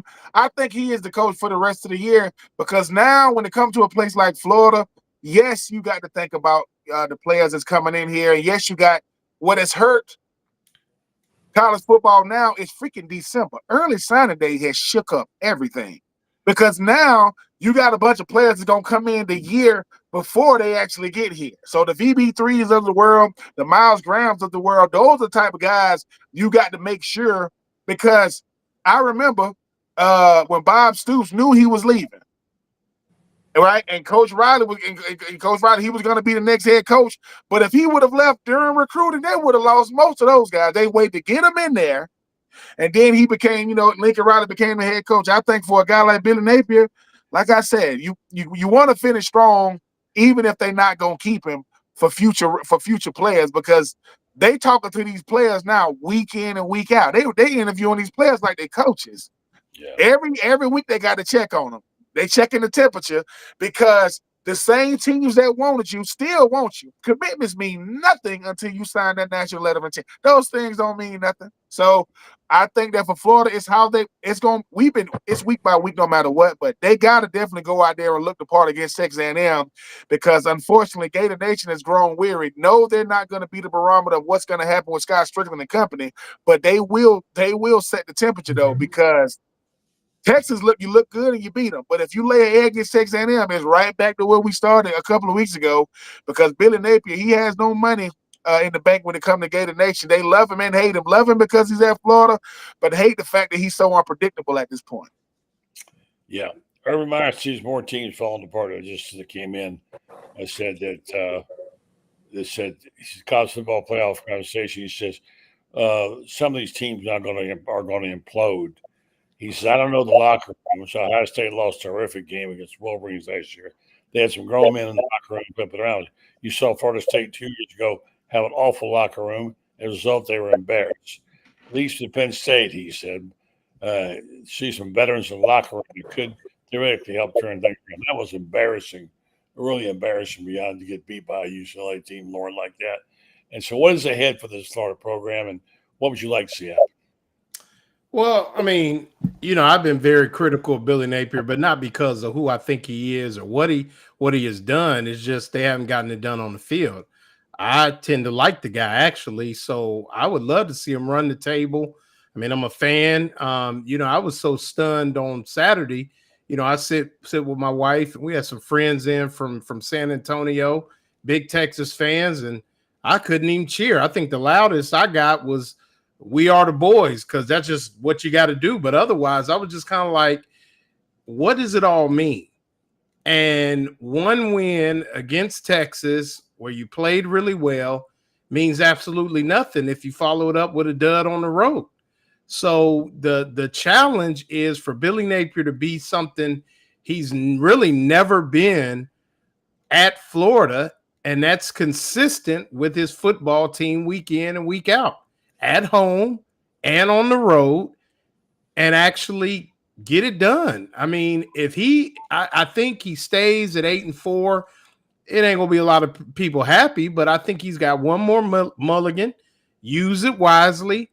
But what he can't do is no more duds, no more head scratchers, no more South Floridas, no more Miamis. It just can't happen, because there's too many things that you examine after a loss like that. How are they practicing? How are they preparing? Who should be calling the plays? What is really going on inside the building? And all that just leads to, we need to go in another direction. So the challenge is consistency for the next, next 7 weeks. And you gotta get it done. So that's the challenge, is to be the thing that they haven't been in the 4 years that he's been here, and that's consistent. All right, guys, I'm gonna let you talk for almost 8 minutes, and nobody gave me a name of any kind. Y'all said, we talked about Billy wanting to be successful. So I'm not hearing the names of people popping up here. I'm not hearing anybody enthusiastic saying, "Go get so and so, get so and so." I mean, Kiffin is the one guy everybody seems to want. I still say he acts like a man who's happy where he is. That's just me. I could be wrong, but you didn't give me a single name. Is there a name out there, guys? Oh, I didn't know that. That was the question. My bad. Oh, okay. Tell me who you'd like to see coach here. Y'all didn't give Billy. me. Okay, I said I'm talking about another name besides Billy. Well, Kiffin's the obvious. I mean, after that, I'm gonna say Drinkwitz, probably. Drinkwitz, all right. Realistically, I mean, France. I would say I'm going to go against the grain here, and I'm going to say Kurt Cignetti. Even though he is 65 years old, this is a guy that has a lights out offense. And I'll tell you what, he will be hotter than you can imagine if he happens to beat Oregon in Corvallis. Is it where Corvallis? No, that's in Eugene. Eugene,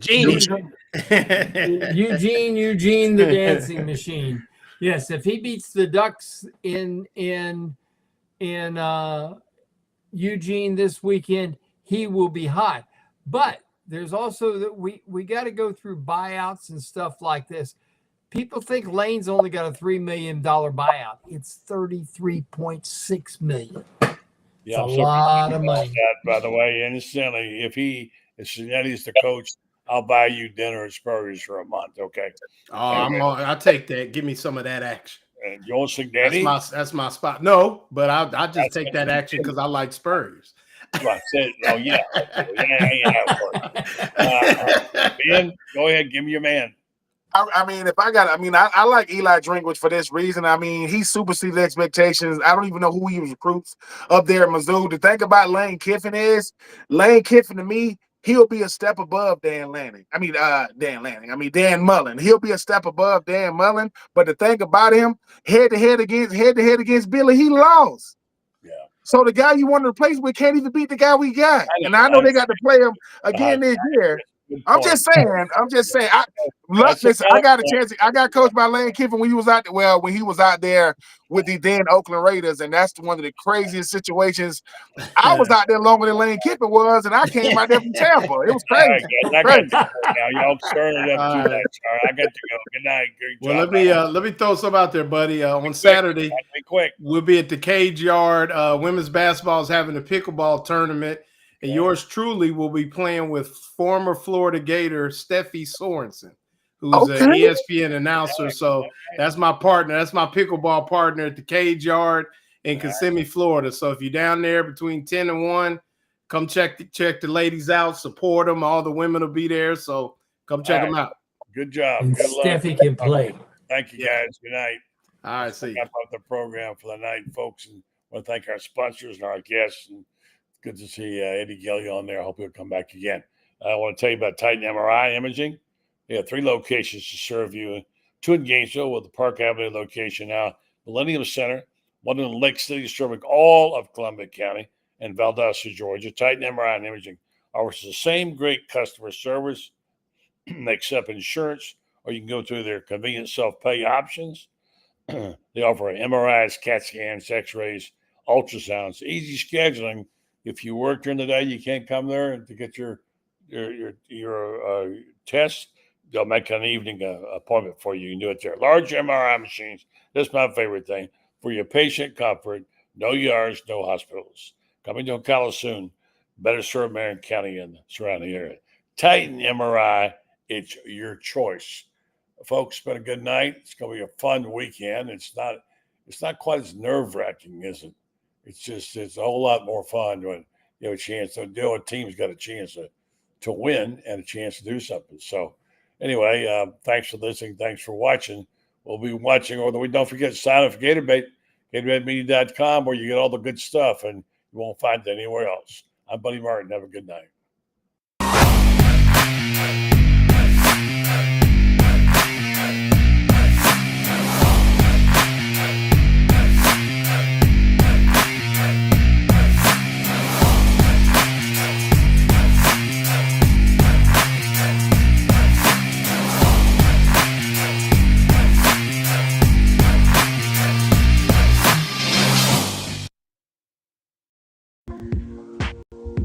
Welcome to the Lowdown with Lauren Meadows, a Sidelines live production.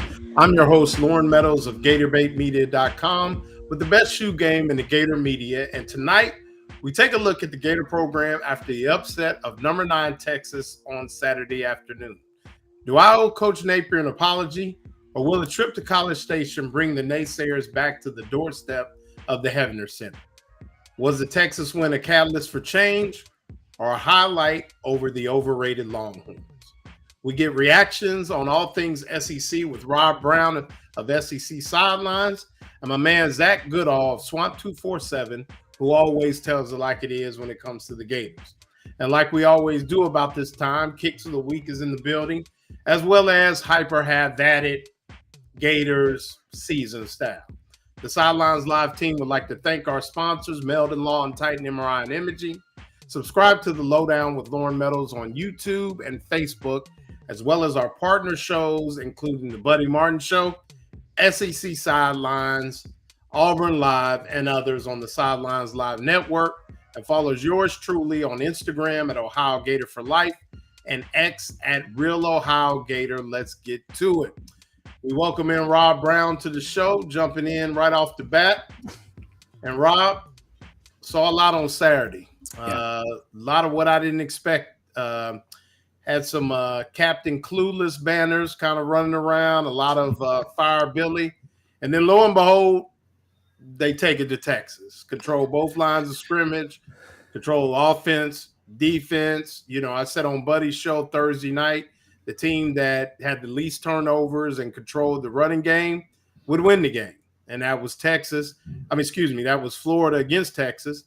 And, you know, it's funny. I didn't expect the game necessarily didn't go the way I expected. I thought that Texas would manhandle them. And there was nothing I really saw from Florida prior to going into the off week. And then it was like, wow, you know, boom, boom, boom, boom, boom, basically. You know, a quick mishap that was quickly, you know, a fumble that bounced right up to Dallas Wilson. And, you know, it kind of went from there. And the defense played well enough. I mean, I think that if you look at Texas missed a double pass, you know, and, you know, no jitters and things like that. And, you know, Arch missed an open gown, a seam route that probably would have went for a touchdown, but that happens too. I think all in all, it was almost like the Florida team we all expected, and I guess whatever Texas is right now, which is hard to tell. Texas is what I thought they'd be this season. They had to replace 4 starters on the offensive line, and Arch Manning hadn't started a meaningful game at quarterback since November of 2022. So the hype train, the man crush on Arch Manning, it's ridiculous. And Steve Spurrier kind of shook everybody in their boots when he honestly said, if Arch is so damn good, why didn't he beat out Quinn Ewers? Quinn Ewers was not a great quarterback. He went in the 7th round, and I think he missed 4 or 5 games in 2 years as a starter. That right there is a red flag about durability. Arch may be a really good quarterback one day, but he has no offensive line to protect him. Florida sacked him 6 times. They had multiple pressures throughout the game. And Texas is going to be lucky to win, the way they look right now, 6 or 7 games. They haven't beaten.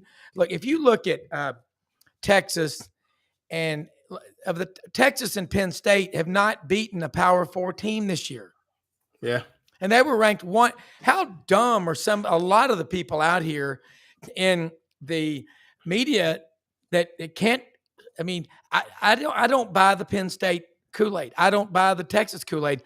I didn't buy the LSU Kool-Aid, but I did think Florida would win 10. I thought they would split the Texas school, right, and lose at Ole Miss. So right now I'm looking like a genius. Well, but it's a long way to go. Yeah, well, it's funny. I was bragging that I was 4-0 against the spread so far this season until Saturday, and by no means was I correct. And it's funny. I was having discussions with people all day, and it's like a catch-22. It's like one hand washes the other, or because you look at this team and you're like, okay, this is what we expected. This is the tempo we expected. This is the running game we expected. This is the DJ Lagway we expected. This is the defense. These are the receivers we expected. And then you're like, there's no way that this was the same game plan the other 4 games. I mean, no way. And so you're like, did you need 2 weeks to prepare for this type of team? I mean, Texas is talented. They got some dudes. They got some receivers. I think Arch Manning is going to be a good quarterback. Somebody told me, well, he's a good 3-star quarterback. Well, I mean, whatever. I mean, there's a lot of 3-star quarterbacks in the NFL. So, that really means nothing. I think one of them actually, well, at least one of them was playing quarterback for the Chiefs last night and has 4 Super Bowls. So what he is, what he isn't, he's got speed, good pocket presence, and he's got a rifle of arm. And he literally threw that post route to Wingo on one leg, climbing the pocket. So, I think he'll be good. But same thing with DJ Lagway. I thought DJ Lagway could get better, would get better, but I didn't know if he'd get better under Napier. And he probably played his best game. I mean, I think it was the 3rd best passer rating, but for me, maybe his best game as a quarterback, Rob. So, I mean, I just, it's a lot of questions because, like I said, you don't know about Texas. and you really don't know about Florida. All we know is Florida beat Texas for the first time in school history. And anytime you can do that, it's a good thing. But after that, I really don't know what to think, Rob. Well, Texas and Penn State, again, have not beaten a Power 4 team this season. 3 of the top 4 teams in the preseason polls are out of the rankings completely. Okay. Look at, I mean, Clemson's out too. Yeah. And they're not beating anybody, any quality competition. And DJ Lagway obviously was hurt, and nobody knew exactly what was going on, but he missed so much work in the winter and the spring and the summer. And it's just like he wasn't in class all semester until 2 weeks before the final exam. He showed up in early May. I mean, come on. Unless he's got the answers when he goes in the bathroom on the towel thing, when you get paper towels out, how are you going to pass the test? And that's what you're seeing now. What might happen, very possibly will happen, is every week from here on out, DJ Lagway is going to start being who everybody thought he was going to be before the season, because he's simply getting rep. Remember, repetition is the mother of all skill. And you look around, I didn't buy the LSU Kool-Aid because of Brian Kelly. I'm not sold on Brian Kelly. I mean, I get it. He's from Boston. They drop a lot of really nasty. I mean, that episode on Netflix, Any Given Saturday, come on, the cameras are going to be there. Do you have to act like Howard Stern? I mean, potty mouth. I remember watching TV when Raquel Welch or Angie Dickinson or Dolly Parton or whoever would come on the Tonight Show with Johnny Carson and Ed McMahon. Ed McMahon would be half passed out on the couch. Johnny Carson would just be going, wow, I did not know that. And we just kind of imagined, but it wasn't, this is where we are. And you look at the SEC. Wait till we go to 9 games next year. There's going to be a lot of crappy football, and fans are going to be freaking out. Some schools are going to have to play 5 conference games on the road next year. Then you're going to have 4 at home. And if you're like Auburn, your athletic director just sold your opening game to Atlanta to the Aflac Kickoff Classic. I like the Kickoff Classic, but how'd you like to be a local merchant in Gainesville or Auburn or Tuscaloosa? I mean, that's a $30 million a weekend type of deal. So, one thing about DJ Lagway that I like, he never seems to lose his cool. And remember, we're obsessed as a culture with these kids. You know what Matt Stinscombe called it on our show Thursday when he was on with us? I said, where'd the offensive linemen go? He goes, I got to tell you, in the bowl game, he said, Boston College has a good offensive line. He goes, but in the SEC, maybe it's Vanderbilt. And he goes, all this pajama football, that's what he calls 7-on-7. It's like, oh, who are those 5 guys on the other side of the line of scrimmage? I forget them. We're going against air. We're not producing offensive linemen anymore. So LSU can't run the ball. How's Florida's running game look? Clemson can't run the ball. These kids, it's too easy now. I don't think a lot of them care when they lose, when they got $250,000 or $500,000 on their mobile app when they look at their checking account. You'll sleep better at night. I think that's what's going on. And then you got a guy like Jake Slaughter, who sounds a lot like Hulk Hogan. I mean, from Marion County. That's your leader. If I was the coaches, I'd say, look, dude, you do what you got to do to restore order on the offensive line. I'm looking the other way. You go handle it. You know what they got to do. And maybe that's what they did the last 2 weeks, because it looked like, it was almost like, and like I said before, it was they won the one-on-one matchups. I mean, and they won the 50-50s, which that's what good receivers do. You and I both know every quarterback has thrown his share of 50-50 balls, and some great receiver.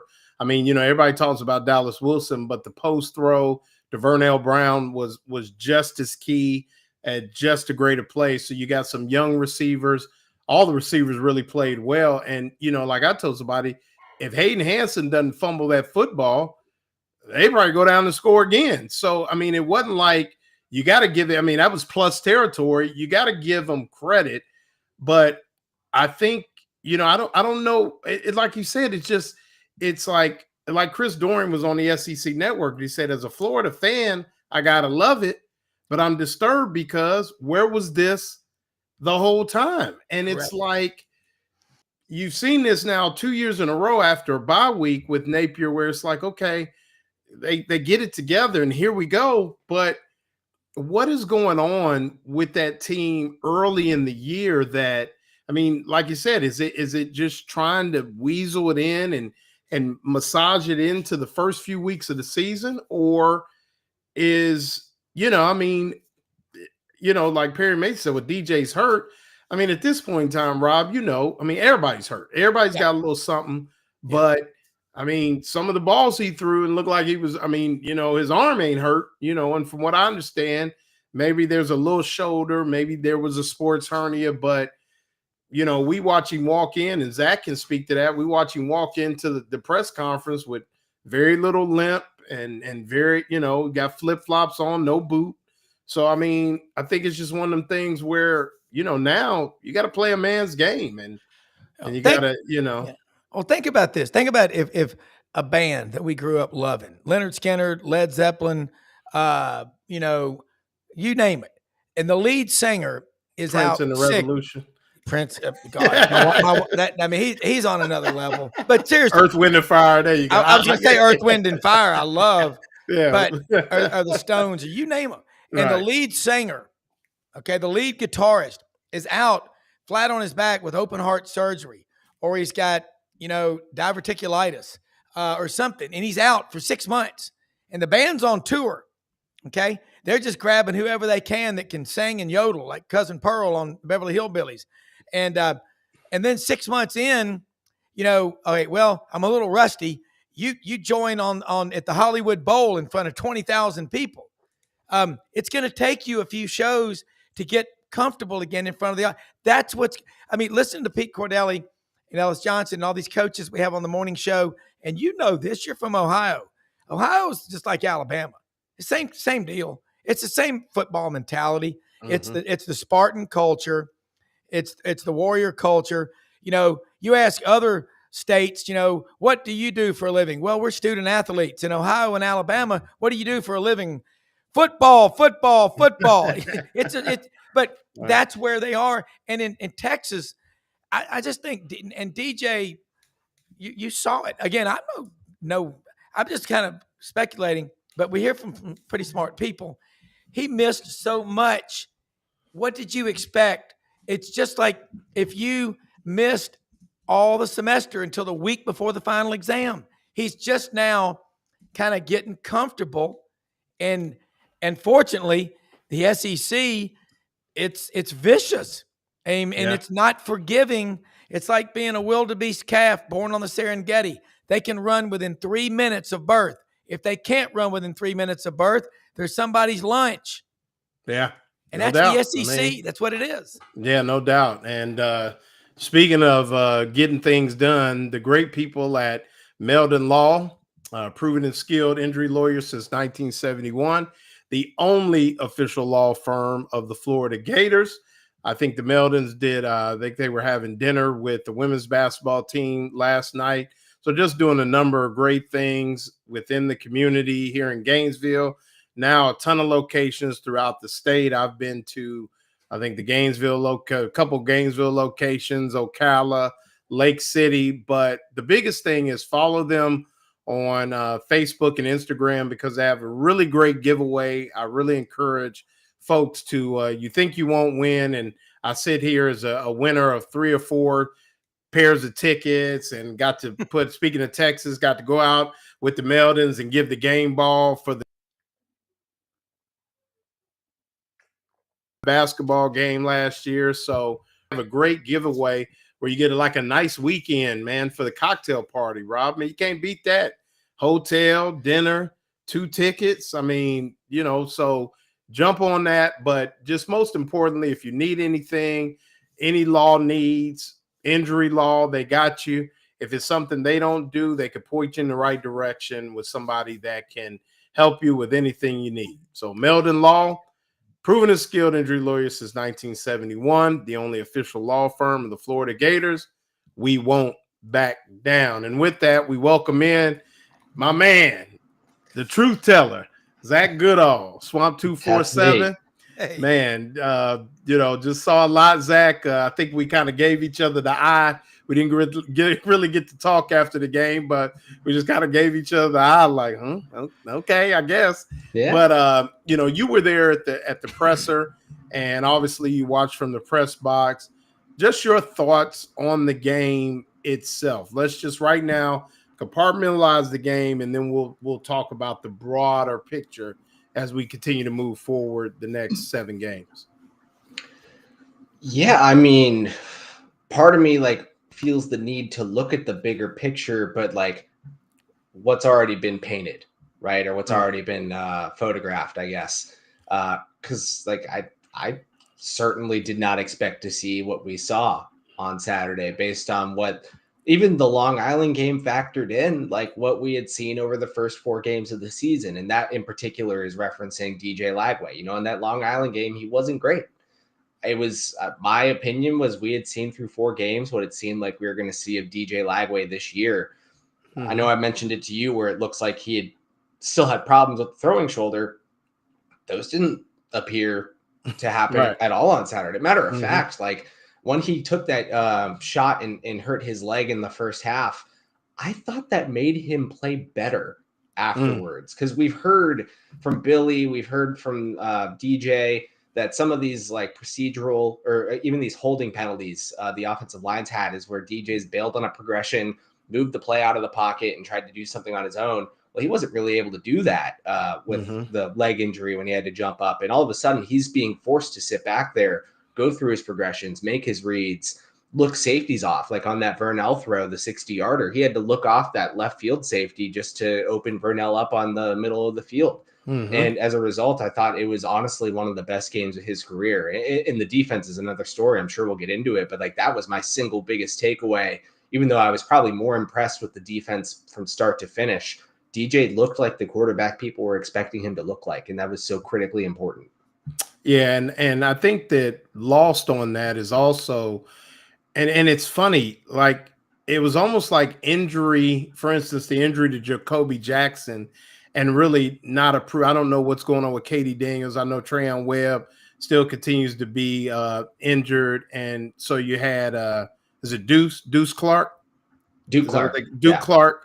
Kind of came in. Unfortunately, he left the game and headed to the locker room, and we'll get a report on that tomorrow. But you almost had to run the ball, if you know what I mean. And I thought that this would be an offense that wouldn't have to depend on DJ Lagway to throw for almost 300 yards, because any issues they would have, they would be able to run their way out of it. And on Saturday, they did. I mean, and that was, you mix in all that, and the fact that they control both lines of scrimmage, it was like, what happened? What am I watching? I mean, I couldn't even, I sit down with my wife and some friends, and I know you can't cheer in the press box, but I wasn't cheering sitting in the stands. I was just like, they're playing really well. But then in the back of my mind, it's like, they're 2-3. And it's like, if you flipped it and they were 4-1, or, it'd be a totally different thing. And they could at least be what? Well, they could be the 2-5. They could be 3-2, basically. They should have beat South Florida 3-2. And would this feel different? But right now, you got to win over Texas. You always take that. But it's like, okay, where are we with, with the team? And you heard Billy said all the right things. He tells you like it is in his way. He didn't tell any lies. I mean, but it was just, that's what it was. Yeah, and that's where, I do want to look at this through the lens of Texas probably is not as good as people thought they were going to be. People are throwing this all on Arch. You saw that story, I'm sure, today where The Athletic is saying he's a flop. Yeah, no way. No, to me, and he's not what everyone thought he was going to be, but that's the media's problem for hyping him up the way that they did. That offensive line was atrocious. He had nothing to work with. And there were times where his receivers got open. He saw it. He would have made the throw if he weren't getting absolutely clocked. Right. at the release or right after the release. Like, I don't view that as necessarily on him. But regardless, broader point being, I'm not sure Texas is that quality of a football team. And obviously, they've now dropped out of the top 25 as a result of this loss and the Ohio State loss, yada, yada, yada. So I do have to look forward, and I think, okay, is this an anomaly? Is this like the swamp was on their side? They had the bye week advantage. Are they going to be able? I'm not going to pick them to beat Texas A&M for starters. I don't know what my prediction is yet, but I think that team is very good. Mm-hmm. You're going into College Station. I still have a lot from Florida's first few games of the season that give me a lot of pause on Florida being able to go in and unseat Texas A&M like that. But this is obviously a fantastic step in the right direction because there is so much positive you can pull from that game. Again, whether it's DJ, Dallas Wilson being the player, more than the player that we all thought he could be when we talked about him throughout the offseason. And then the defense, again, as well as it's played throughout the season, it's really been the bend, don't break, not getting the turnovers, not getting the sacks, not getting the pressure, but just doing their jobs. This was the breakout party that the defense needed, the multiple interceptions, 34 quarterback pressures. They doubled their season-long pressure count in one game, tripled their sack count in one game. Everything came together in perfect fashion. And at a minimum, it gives you some optimism that even if Florida's not going to go in and beat Texas A&M, they can play Texas A&M. I wouldn't have thought that before this week. Yeah. Rob, I mean, you go back and you look at, I think you got to give Florida some credit. And like Zach said, I don't think you put this all on Arch. The one thing I will say that Texas has is if Arch can improve, that car is humming. Because if you were looking at some of the route designs, some of the play designs, I mean, they were running some stuff. So shout out to Steve Sarkisian for drawing them up. I mean, he was drawing them up. And like you said, anytime you can get pressure with four, and I mean, that every sack, I think, was a four-man pressure. Correct me if I'm wrong, Zach, but I think it was of some variety, some mixture of four-man pressure. And like you said, if you can get pressure with four, it's going to be a long night, for any quarterback. And, go ahead. They may have gotten one with five, but to your point, they blitzed at a higher rate than they typically do. I think it was like a 45% blitz rate. They sent 6 one time. Every other time was 5. Obviously, so many of the simulated pressures, and to the point you're making, a lot of traditional four-man just got home, just wrecked. Just got home. Yeah. I mean, it was good. It was quality. Right. I mean, yeah. I mean, one time, they sent the nickel and the boundary corner twice and got a sack on both times. I mean, so yeah, the Benson sack and you had the Moore sack. But Rob, I mean, I think that, maybe this is the former player in me. I think it's unfair. I don't say unfair. I think Arch Manning is going to be a pretty good quarterback. I mean, he may not be what people thought he was going to be, but I think with the things he's going to have around him and some of the throws he made, and if you want to call him a 3-star, okay, maybe he was a 3-star. A lot of 3-stars getting paid money to wake up every Saturday morning and go play football. So I think that, I think people, like you said, shame on us, some of us in the media, but, let's say he isn't Peyton and he isn't Eli. He still could end up being a pretty good quarterback. I mean, I think that this is, and to the young man's credit, it's almost unfair to him because from what I understand, he's a pretty good dude to be around. He carries himself well, and I think everybody likes to pile on because of maybe the uncles and the family and things like that. But just like anybody else, I mean, he's got some tools. If you didn't think he did some good things, I mean, he's making hash to hash throws, hash to number throws. Those are 5-star throws. Trust me, I played with one. So every high school quarterback, they can't make those throws. So, I mean, it's not, I mean, speak to that, Rob, or just the whole, Well, I mean, look, I live in Memphis and the Mannings, I have a farm down in the Delta that I hunt right near Drew, where they're from. I mean, it's bigger than life. But here's some facts. Dave Bartu on our show every week, College Football Matrix, the gummy guy. He's smart. He puts together staffs for college and pro teams. Here's some facts. Steve Sarkisian is 2-8 versus top 10 teams at Texas. He's 5-18 versus top 10 teams all time.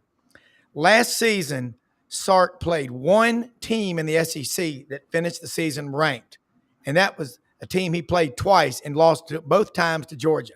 Let's just admit it. He underperforms. He underwhelms the talent that he has.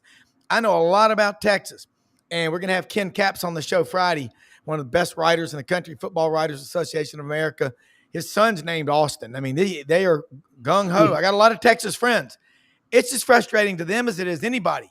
It's like a kid that's born into a wealthy family with unlimited funds who was born on third base and thinks he hit a triple. I'm not saying Arch is doing that, but he's not ready. And Texas has the money to get any stud player they want in the state of Texas and around the country. And you know what? They bring the groceries home. They buy the best groceries, but they're not developing the talent. And you know what? Arch, you know, there's almost this kind of sick puppy dog love. Like, well, he's going to be great. Everybody wants to get in line so they can, you know, bow down to this Manning culture. Good. No, I'm not doing it. He's good. But damn it, Florida tore his ass up Saturday. 6 sacks. How many pressures did they get? Give Florida credit. And you know what? Texas was number one preseason. And you go back to 1970. They have a $43 billion endowment. That's bigger than all of the SEC endowments combined, including Texas A&M. They have all that money. And I don't look, we had Mac Brown on a couple of weeks ago. Love him. He probably is as frustrated as anybody. But when you got $80 and $90 million high school football stadiums, a lot of these kids, by the time they get to college, man, the stadium was pretty nice too. And they're put up on a pedestal. We've seen Friday Night Lights. Arch has the physical tools, we think, but he has no offensive line.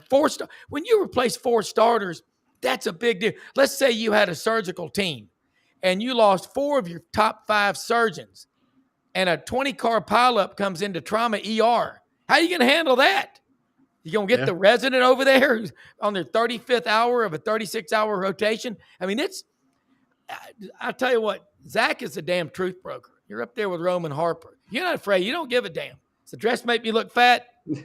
Yeah, it does. Especially when the wind blows.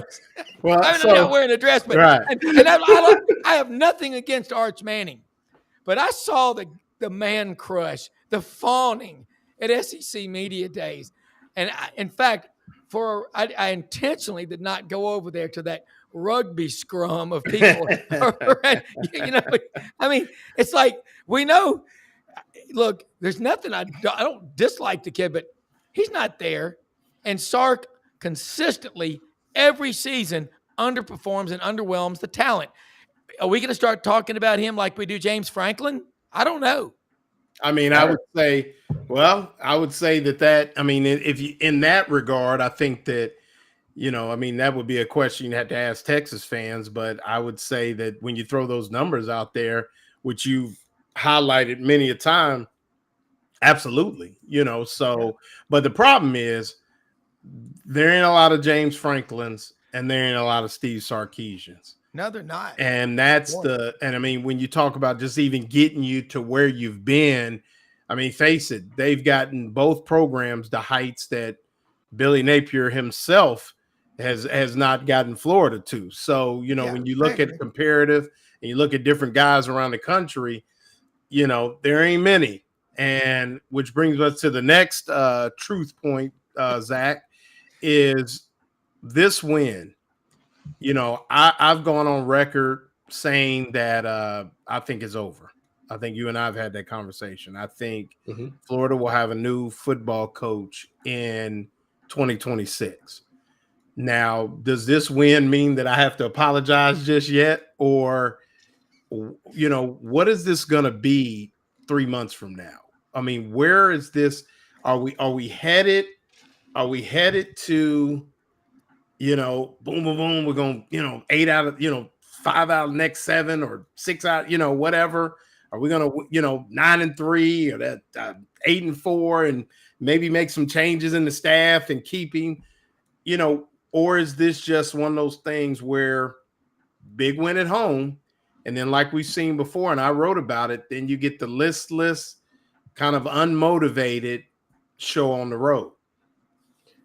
I think it still is going to come down to Florida being better than it was last year at this point. I think that the expectations were set, and despite, like, we saw Scott Strickland the other night look thrilled about the win, but I think he also is at a point now where he knows what's up. We've not seen, despite this incredibly sluggish start sans the Texas game, him come out and make a vote of confidence like he did twice last year in a couple of months. He's been quiet, and to me, it's for a reason. And that's not to say, like, if Florida miraculously, and I'm not predicting this, but they do go 8-4 in the regular season, then in theory, you have improved from last year. Even after the sluggish start, Billy probably stays. If they win fewer, if they go 7-5, 6-6, worse, like, I think is still totally fair to predict at this point with what's coming and what we can assume is maybe Texas was not all that it was hyped up to be, good win as it was. I still would lean toward there being a significant change made. And maybe I eat crow. Maybe at some point you and I both have to apologize. But I don't, even after this win, I don't think it's something that we would necessarily need to walk back and be like, well, if I was wrong, they're not changing anything, because it's going to take a lot more, especially for Florida fans. I mean, the Swamp was loud. They announced 90,000. It wasn't 90,000. There were empty seats. There were. You got a better view than I do. I'm kind of, but I I'm dialed in. So yeah, you saw, I mean, yeah, it was a sellout, but it wasn't, we weren't crammed in there. I mean, and I had 4 open seats behind me after about the first quarter. So right there, the enthusiasm, even after this win, I bet, is still not going to be back up to where it was before because of the way that things started. It's going to take that miraculous turnaround like we saw last year and some for people to be forgiving of how this started. And I would personally expect it's going to take a lot for Billy Napier to hold on to his job. I'm not saying that the ship has sailed or anything, because ultimately no one knows aside from the people inside the building, but I certainly don't think they're looking at this one win and saying, okay, all is forgiven internally, at least. Yeah. And Rob, what is it about a win like this? Because we're 4 days removed from, 3 days removed, 3.5 from this win, and you don't hear the talk anymore. You don't hear it's like everybody's dialed into the Texas game. What is it about a win like this? Is it because people in the Florida realm don't really want to go out, and if it's not Lane Kiffin, grab another Sun Belt American Conference coach? But things have really, it's almost like there wasn't a parade in Gainesville, but it was almost like a sigh of relief that, hey, like, it's like in the military where the bombs stop going off. You're like, well, we better sleep now for about 20 minutes before the next barrage, and we got to get up. Let's try to get some sleep. It's almost like everybody just took a collective sigh of, but it's just nothingness right now, Rob. All right. So in the stock market, you got 3 or 4 days where the market's going down 500 and 1,000 points. Bam, bam, bam. Then you come in on a Friday, market's up 2,500 points.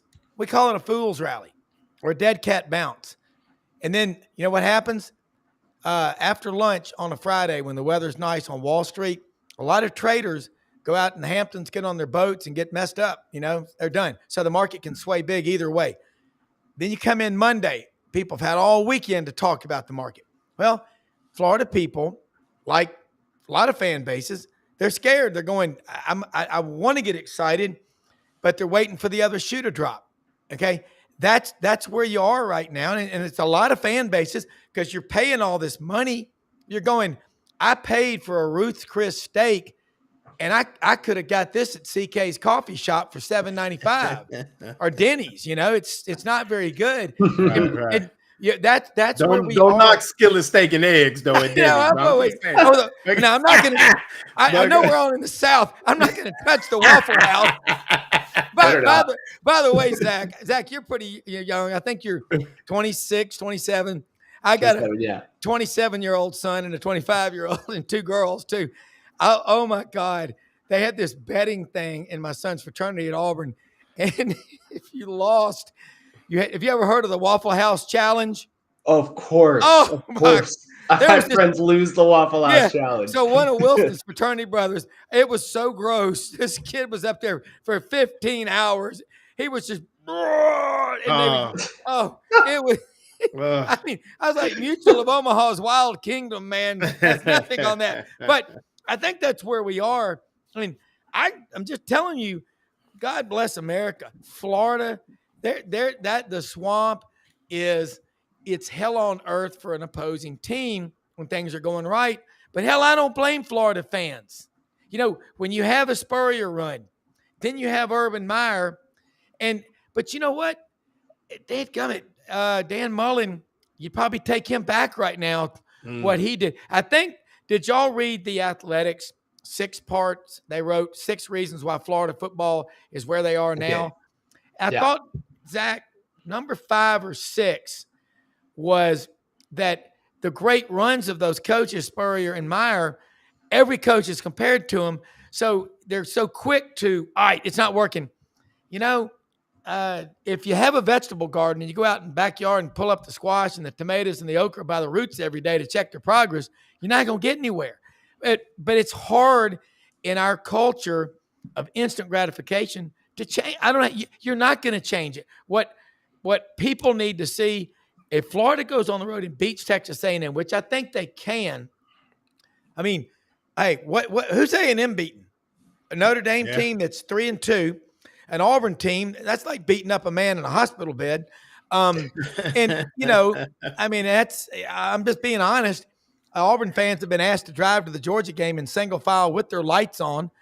People, please yield to the Auburn fans while going to the game. I mean, because you're killing hope at a lot of schools. I'm going to tell you what, though, at least Florida's got a quarterback. If a DJ Lagway, what'd you say, Lauren? He's walking around not on a boot. You know, he is. Did you see a limp? I didn't see a limp. No. Did you see Zach, a limp, Zach? Yeah, Zach, did you see one?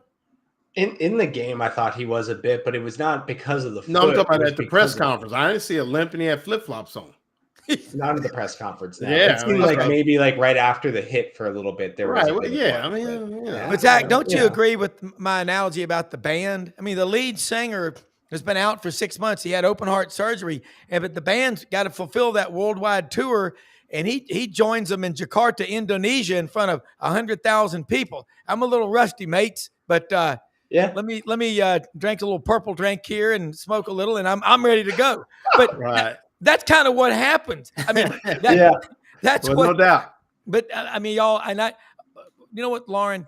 Ohio and Alabama are Spartan football states, and I like what you said. Talk about the throws; those are 5-star throws, and then you talk about the limp.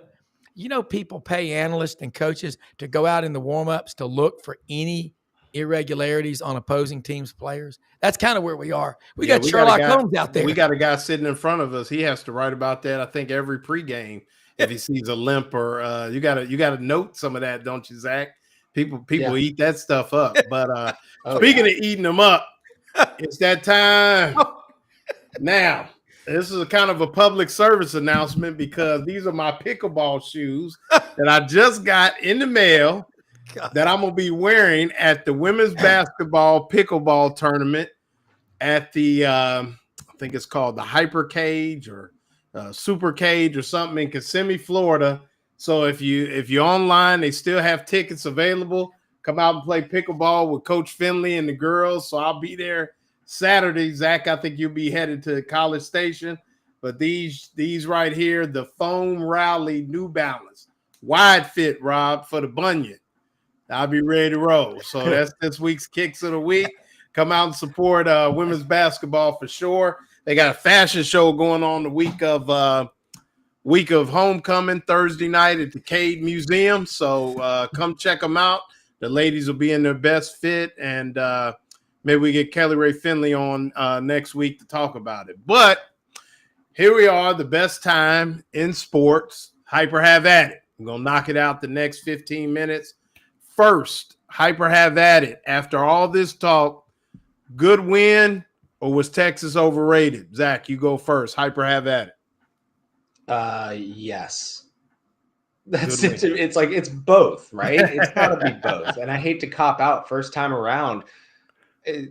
Absolutely necessary win, and from that perspective, it has to be a good win. But also, to the points we were making earlier, don't need to get back into it too much. They greatly oversold Texas this season, and Arch isn't it and that again, like that's the media's fault. Me going against the media is crazy, but like that's their fault. They crowned the kid without him ever playing, and the rest of the talent there, despite the money and resources they have, I think the defense is still very good. It can be. It had some injury concerns, but like that's all they've got right now. Right. Hyper, have at it, Rob. Good win, or is Texas overrated? It's a good win because it's Texas, but it's overrated because Texas. I mean, but you don't blame Florida. I'm with Zach. You've got a lot of people that just, what's everybody else think? Hey, if you want to make the wrong decision, ask a bunch of other people. Just make your own. That's one thing Roman Harper says. He goes, I don't watch and listen to all that. He goes, I have to make my own decisions, or else other people's opinions become my opinions. And I like what Zach just said. I mean, it is good, but put several of those together. The Florida standard is double-digit wins in the last 35 years. Yeah. I mean, again, from 1989 to 2009, Florida was the winningest team in college football. I'll say it again. 20-year period. You're the number one, And then another thing, everybody wants to rip on Ohio State. They hadn't played anybody. I don't care who they play. They beat the hell out of Godzilla right now. For Ohio State's, they're the best team in the country. Yep. I mean, they just are. We have. I love the SEC. I mean, I got 16 kids. We cover them all.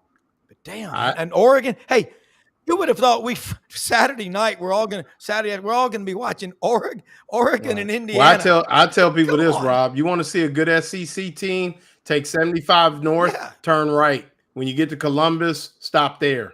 That's a good SEC football team. But look at all the kids they get from the South and Texas and Florida. Where's Jeremiah Smith from? Yeah. Another Catholic school in Fort Lauderdale. Another Catholic school. Hyper, have at it.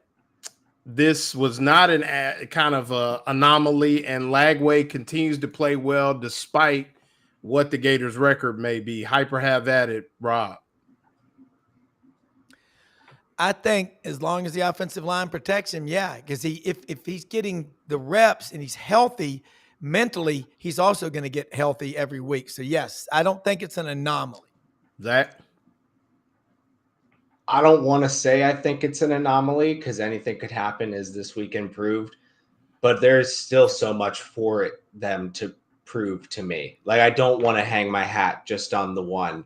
I really think Texas A&M, even regardless of who they've played, like Marcel Reed, if you look at Florida's defense, this is the perfect example last year, the type of quarterback that can really give them trouble. So, even if Florida is better than the first 4 weeks suggested, they go into Texas A&M and get, gashed by Marcel Reed, we're kind of right back to where we were before, at least in terms of the noise amplifying. So I don't want to call it an anomaly yet, but I want to check back in on that one in a couple of weeks, I think. Yeah, and as I said in my South Florida pregame article and my postgame article on Sunday, the thing that Florida has struggled with the most under Billy Napier is what I consider running quarterbacks, where the quarterback not just scrambles, but is an active participant in the run game.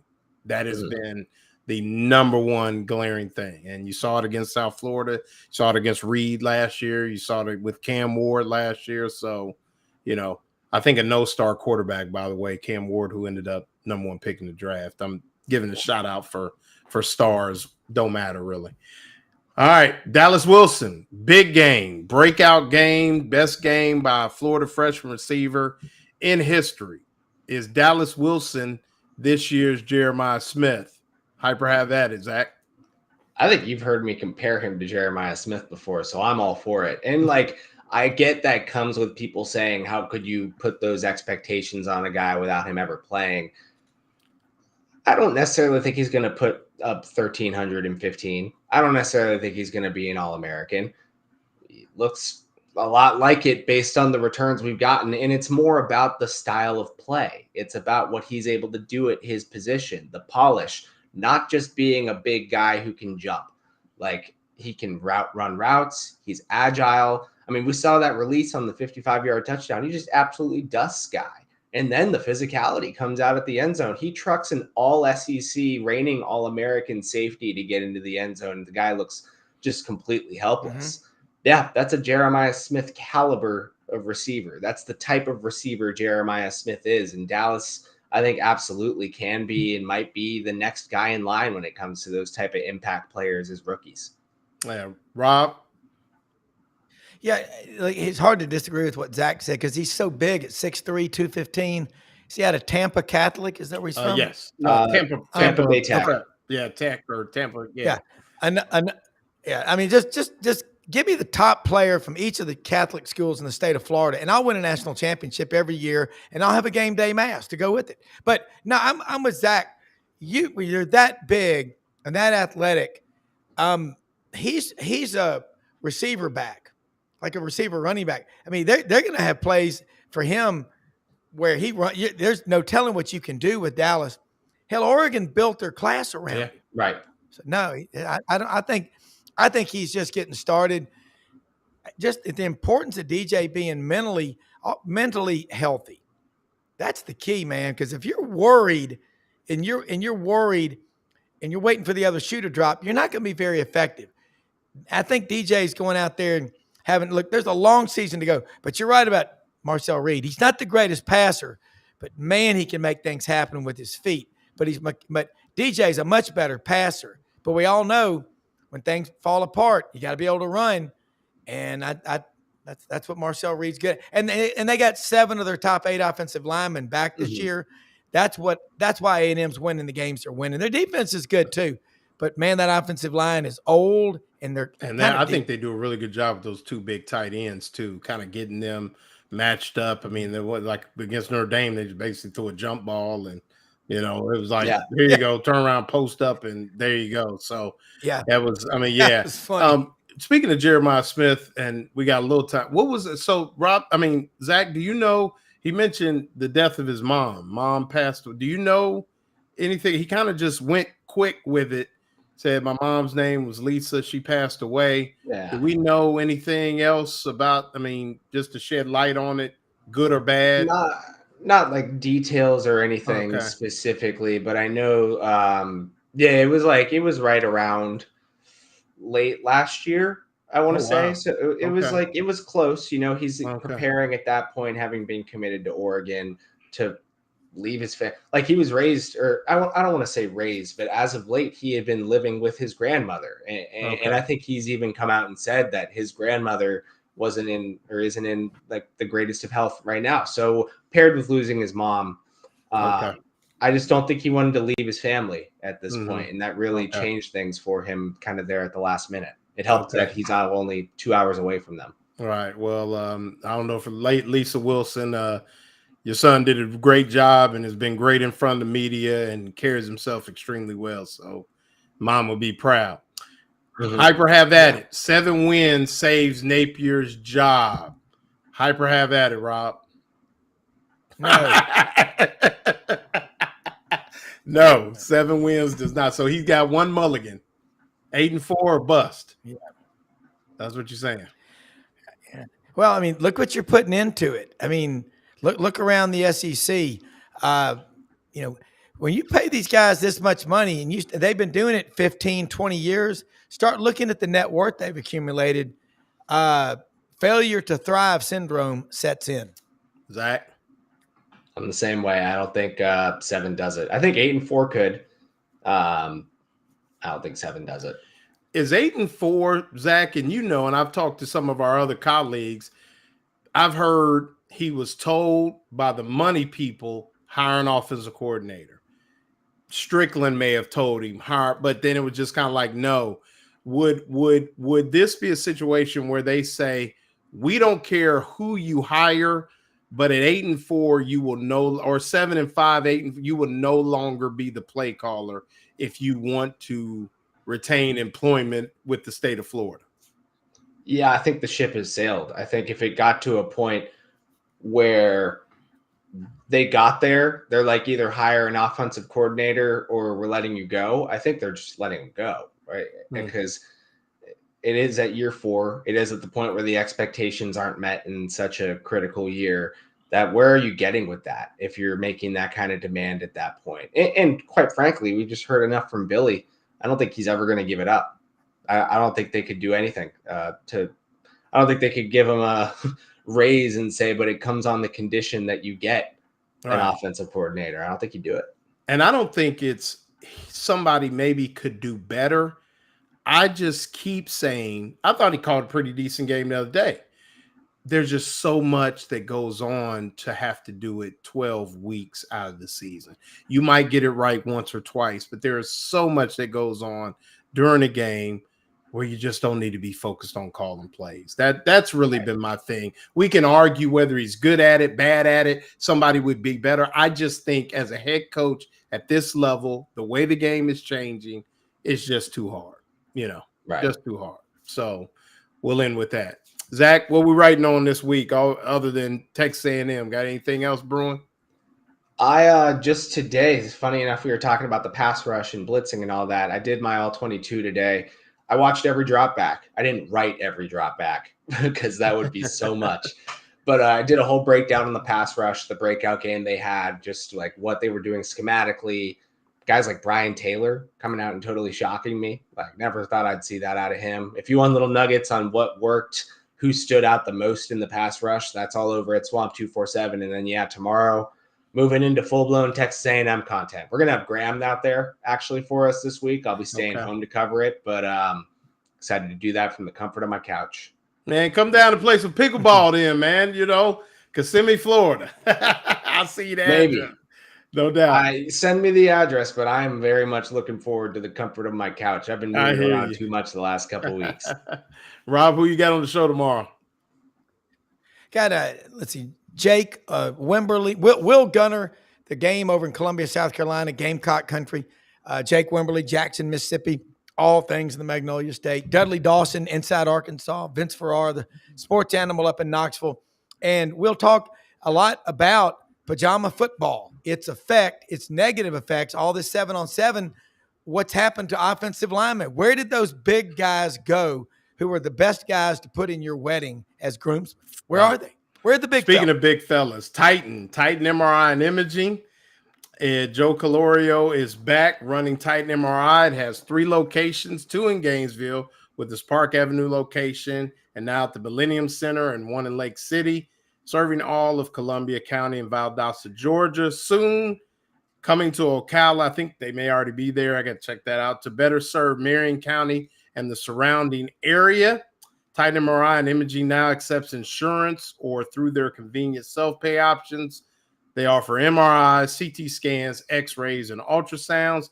Easy scheduling with lots of options, including evenings, larger MRI machines for patient comfort. Titan MRI, it's your choice. And like I said, Rob, make sure you throw it out there. It's a game of kings played by savages. That's right. If you ain't ready to get rough, this is not the game for you. Yeah. And with that, we say good night. Thanks for joining us. It was Zach Goodall, Swamp 247, Rob Brown, ACC Sidelines. I'm your host, Lauren Meadows of GatorBaitMedia.com.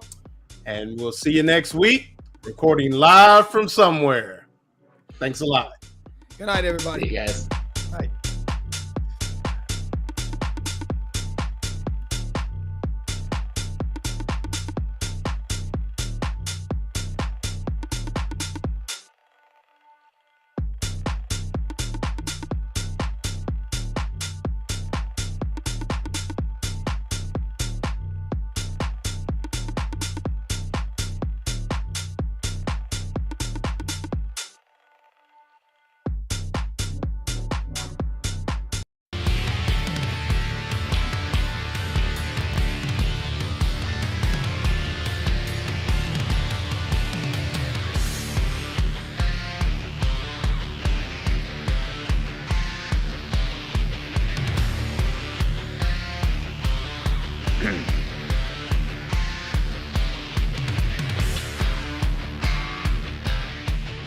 All right, it is a Wednesday, October 8th. Hard to believe, man. We're already going into week 7 of the college football season.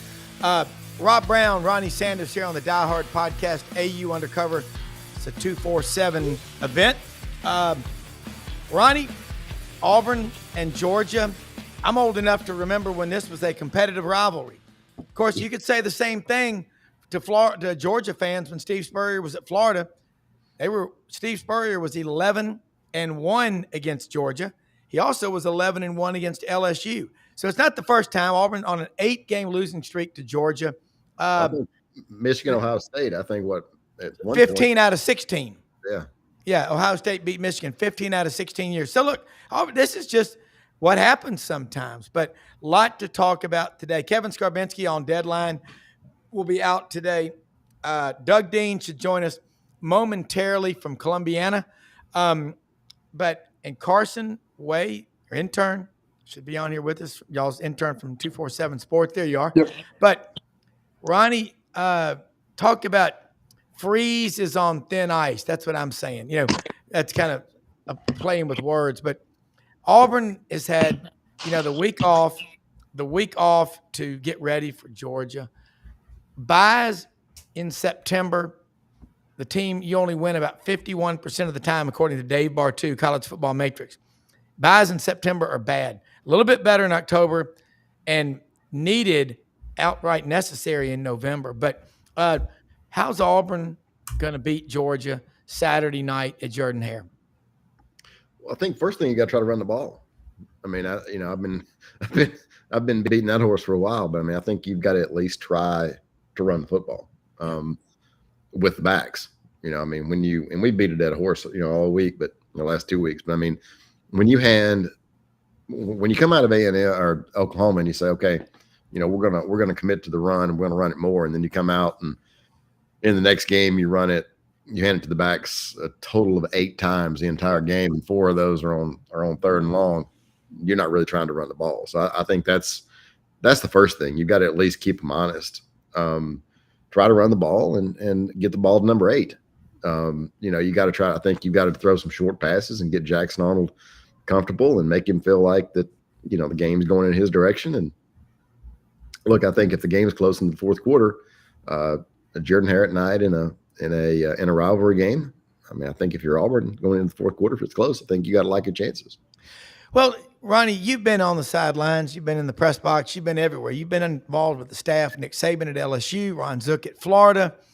You were at Southern Miss. How hard is it for a stubborn, hard-headed coach like Hugh Freeze is proving to be to change and adapt so he can give his team the best chance to win? It's not because Auburn doesn't have talent. It's the schemes, I think. Yeah, I mean, look, if you look around, I mean, you got kind of the same situation that you had with Gus. I mean, when Malzahn, when he was the head coach at Auburn, he wanted to give it up and take it back, give it up and take it back, give it up and take it back. And, you look at Billy Napier, you look at Florida, I mean, it's the same situation. So it's just hard, I think, in today's environment to call plays and be the head coach and do all the other things that you have to do as a head coach at a Power 4 school, at any school nowadays, especially with the NIL going on. Yeah, you look at Jackson Arnold. The first 4 games at Oklahoma last year, the same problems he had there are the same problems he's got at Auburn. Another way of looking at it is Peyton Thorne struggled in both years. I don't think he was the worst quarterback in history, but he struggled. And now here comes Jackson Arnold, the highest rated offensive recruit in Oklahoma history, and I'm sure in Auburn history too. I don't know where Cam ranked because he came from junior college, but he wasn't a 5-star out of high school. But you're looking at this, but the common thread, the denominator, the link is Hugh Freeze. I mean, it's something, there's a lot that he's doing. And again, you've been in the coaching profession. You know what it's like to be hired. You know what it's like to be fired. You want to keep your job. You start wondering, does the guy just make so much damn money that he's checked out? That's what it looks like to me. I don't know if that's it or it's just I don't necessarily think that's it. I think he's just a little bit stubborn. I mean, and I'm not sure the entire process of I know it's pretty clear to me. I mean, look, I think it's obvious to anybody who's watching the game. Hugh Freeze is calling plays. The preparation is, I think that's in question. Whether, is Derek Nix putting together the run game and Ken Austin putting together the pass game, or are they doing it together and then Freeze is calling it? Or I'm not sure exactly internally how that's working. It's pretty clear to me that Freeze is calling the game. Beyond that, it looks convoluted and disconnected, discombobulated to me. So whatever they're doing is not working. So hopefully they took the last 2 weeks and tried to figure it out. I'll just say something that my man Johnny Haygood from down in Barber County, Alabama said. That Auburn offense is more effed up than a Tupperware drawer. I mean, it's a mess. And Carson Way checks in with us from the Big Apple, Opelika. How are you? Good. How are you? Good. What do you think's going on? I talked to my intern on our Sidelines, Monday through Friday morning program today, and Oakley knows a thing or two about football. His quarterback in high school at NBA in Nashville was Marcel Reed, who's now at Texas A&M. He said it's schemes. It's the schemes they're trying to run. What say you, Carson? Well, I mean, it seems like I said last week, it's always one step forward, 2 steps back.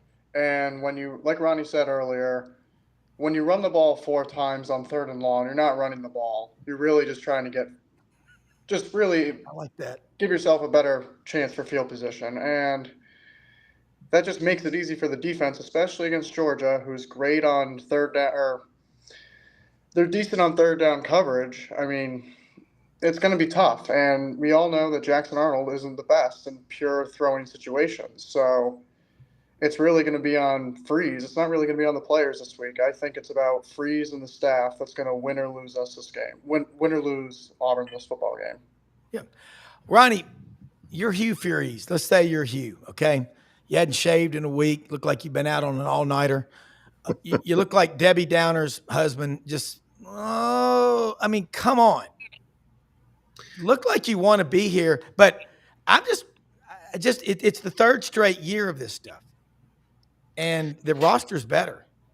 The roster's better. I got beat up a little bit on the message board by somebody posted on there about the Harsin effect was overrated. I don't think it was. I do think that certainly Auburn could have won more games the last 2 years and could have won the last 2 games. Matter of fact, if you take a deep breath and take a step back, Auburn did not have better players than most of the SEC teams that it's played the last 2 years. It does have comparable talent to the upper echelon of the Southeastern Conference right now. So, it's going to be a really, really interesting. I mean, look, you talk about Freeze. I mean, Freeze has always looked that way. I don't want to beat him up or anything, but I mean, look, I don't think he's a drunk. In fact, I'm pretty sure he's not. You're muted. You're muted, Rob. I'm kidding about that. I think he's funny. He looks like Otis from Andy Griffith, Well, But yeah, the guy I'm made his joking. reputation. Yeah. I was joking. I mean, but he does look hungover. But he's always looked that way. He looked that way at Ole Miss. He looked that way at Liberty. That's just kind of the way, and that's not the mad scientist look. Yeah, and that's okay. I do think going into the 3rd year, it's got to work. I mean, it's got to work better than it's worked. It has to look better than it's looked. And I think, and I've said this a million times, I think Auburn has every intention of giving him the opportunity to succeed. But I think this is a really big game. I mean, I don't think they can look the way they've looked the last 2 weeks on offense the rest of the year. It's going to be difficult for him to survive. Now, if you go out and you play well against Georgia and you finish 7-5 and there's improvement and you get to a bowl game, that's a different animal. But you finish 8-4, 7-5. Okay, but if you come out and you finish, if you're 5-7 and you can't piss a drop on offense, that's a different story. Yeah, when you've made the wrong hire, you got to pull the plug. I mean, it's just like your situation right now. I mean, with Auburn, you look at Texas, look at Penn State, look at Clemson. Those are 3 of the top 4 teams in the preseason rankings. Oregon's the other one. They're rolling along, man. Dan Lanning, he's in Mobile Friday night at St. Paul's watching an Oregon commitment, Tank Jones, play football. You look at those other 3 teams. Texas, I mean, Austin, we're going to have Ken Capps on our morning show Friday. He's our Texas, guy, he and Anwar Richardson. That's a tough place to have a disciplined, hardcore college football team. I don't know, Carson, if you've ever been to Austin, but man, all 3 of my kids go to music festivals out there. Hear the Red Hot Chili Peppers, the Panic. Those are good family bands. They just, Austin's wild. I mean, which I am too. So I'm not saying it's wrong, but it's got to be tough with all those distractions on the 40 acres at Texas. Look at Penn State. Are we going to start having the same conversation about Sarkisian? He's 2-8 against top 10 teams at Texas, 5-18 overall as a coach, as we do with James Franklin. I mean, we could. And then you look at 3 of those 4 teams, Penn and Clemson. Dabo, late to the party on NIL, the portal. And then you look at Indiana. Everybody's going to be watching Indiana and Oregon Saturday. Who'd ever go back 5-10 years ago? People, if you try to get people excited to watch Oregon and Indiana, I mean, that's like watching reruns of Mama's Family. That's painful. But I just, and I want to go real quick before go to Doug. What are y'all's thoughts about Auburn selling the game? If you've got 8 home games, you could do an Atlanta game, Chick-fil-A, Aflac, whatever. But next year, you're going to have 5 road SEC games. You were only going to have 7 home games, 2 non-conference, or 3 non-conference, and 4 conference games at home. Now you're selling off. What that does to the local merchants, the business, whatever. Are y'all in favor of that? I mean, they say they need more NIL money. Auburn needs more wins than anything else. Anybody want to answer? I mean, yeah, I mean, I think there are 2 sides to that coin. John Cohen on one hand, look, at people have wanted somebody to go outside the Auburn family and go outside and get somebody to bring a fresh perspective. John Cohen's done that, and frankly, I think he's done a pretty good job. But I do think that it's a little bit tone deaf for 2 reasons. Number one, announcing it now in the middle of everything that's going on. Yeah. And number 2, knowing Auburn's history and trying to get much of the rest of the conference to play in Jordan-Hare Stadium and moving those home games there. I understand why, and I recognize the need for doing it, and I applaud him for thinking outside the box. At the same time, those who are certainly older than me, and even I remember, I remember how big a deal it was in '89 as a kid. But those that are older than me have a real issue with it, and frankly, I can see where they're coming from. Well, Georgia Tech, when my dad was in school at Auburn, beat Auburn. He wasn't in college 15 years, trust me, but they beat Auburn 15 years in a row. And those snobs up in Atlanta looked down their noses at Auburn. Georgia, they wouldn't play at Jordan-Hare. Played in Columbus at Memorial Stadium. Locker room was so small, Zeke Smith said you'd have to take turns. Guys would go in there and change while everybody stood outside waiting for their number to be called. And we know about Tennessee. Came down in we had to do that at Vandy when I was at Florida. Yeah. In 1974, Tennessee finally came to Auburn. Third team fullback Kenny Burke scored 3 touchdowns. Auburn won 21-0. 1989, December 2nd. I mean, that you're right. And Doug, jump in here and shed some light on it. Give us the bare facts, no pun intended. Yeah. Hey, Carson, Ronnie, good to see you. Rob, is there a crazier year you can remember in the unpredictability? And I want to express mild, not great outrage, mild outrage that I thought we had an understanding with the NCAA and the ADs, the college presidents, that we could go through the football season itself without having to talk about big NIL moves and rules changes. And here we are. Quickly on that one. I'm probably in a minority. My initial reaction was outrage. How could you do this? because if you study the schedule in 2026, it's great. We're getting Florida and LSU, and I can't remember who I'm forgetting, back in Jordan-Hare. But it's not the most sexy home game schedule. And you were going to open up with Baylor coming back, getting to see what's all this about Jordan-Hare voodoo. So my first reaction was, I thought it was one of Cohen's early blunders, but I put the 38 revolver, Rob, and the bottle of whiskey down, and I'll come in off the ledge, and I'm thinking a little more rationally. I think Cohen, his biggest sin perhaps was he chose to make this a precipitous management decision. I think he thought it would go away quietly, and off we go. And everybody's engaged. And, Auburn is always going to get help from the media. If something's potentially a negative angle, then let's run a story on it. So as I step back from it, I think his biggest mistake was process. That he could have spent a little more time in the community, getting the businesses on board, because they're going to take a financial haircut over this, the hotels and restaurants and others, especially that opening weekend. Someone told me, and I hadn't thought about it, that's a required 3-night minimum for hotels. It's a pretty big payday that they're getting cut. But the big one, I think, Ronnie, but all of y'all kind of got in and around it. I'll be more explicit. To me, you right now, sitting as we are, you figure, well, we handled Baylor there. It should be easy. No, football's not that linear. Right. If they come to Atlanta, and just because it's a little different environment, even if the reason they knock off Auburn, if they do that, is how they play, and they've just got a few more playmakers, which they're certainly capable of. Baylor's not chopped liver.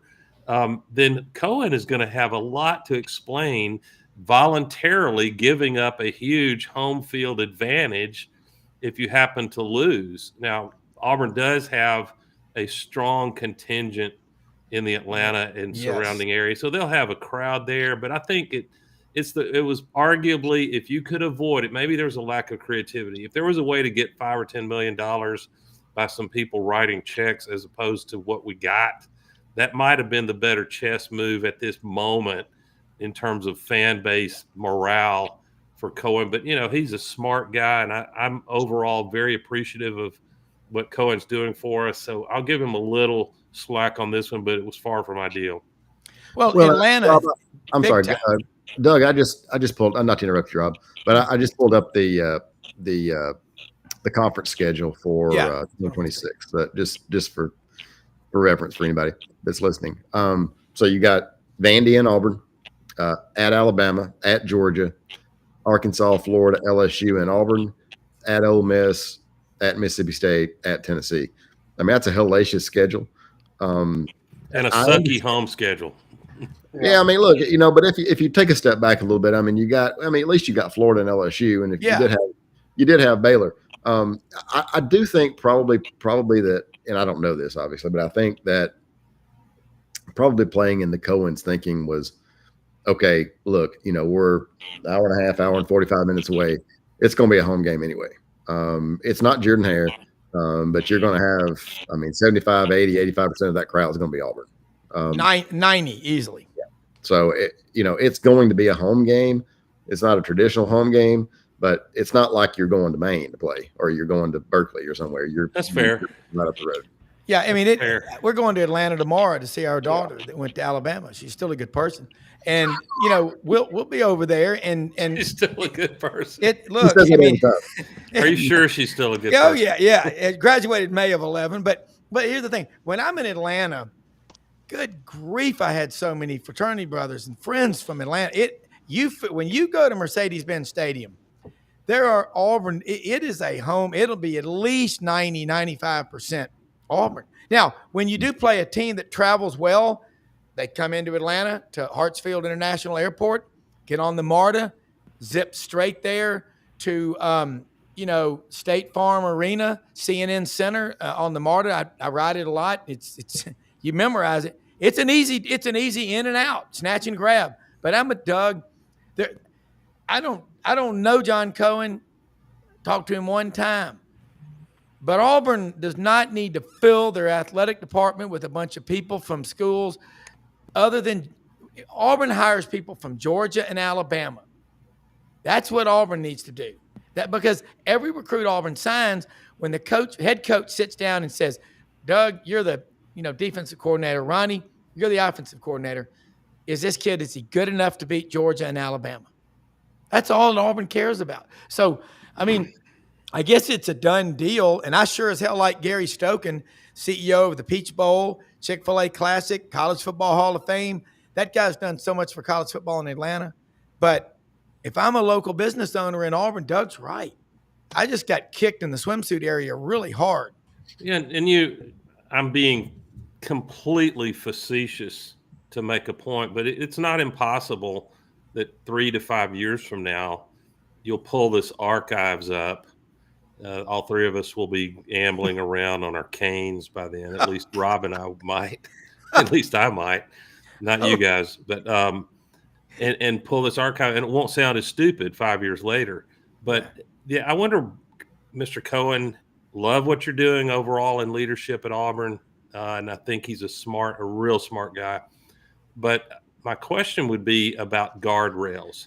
What would it take if it's strictly about the balance sheet and, purportedly having an NIL war chest that's as good or better than anybody we might want to compete with, then would the Iron Bowl be for sale to be played in Dallas?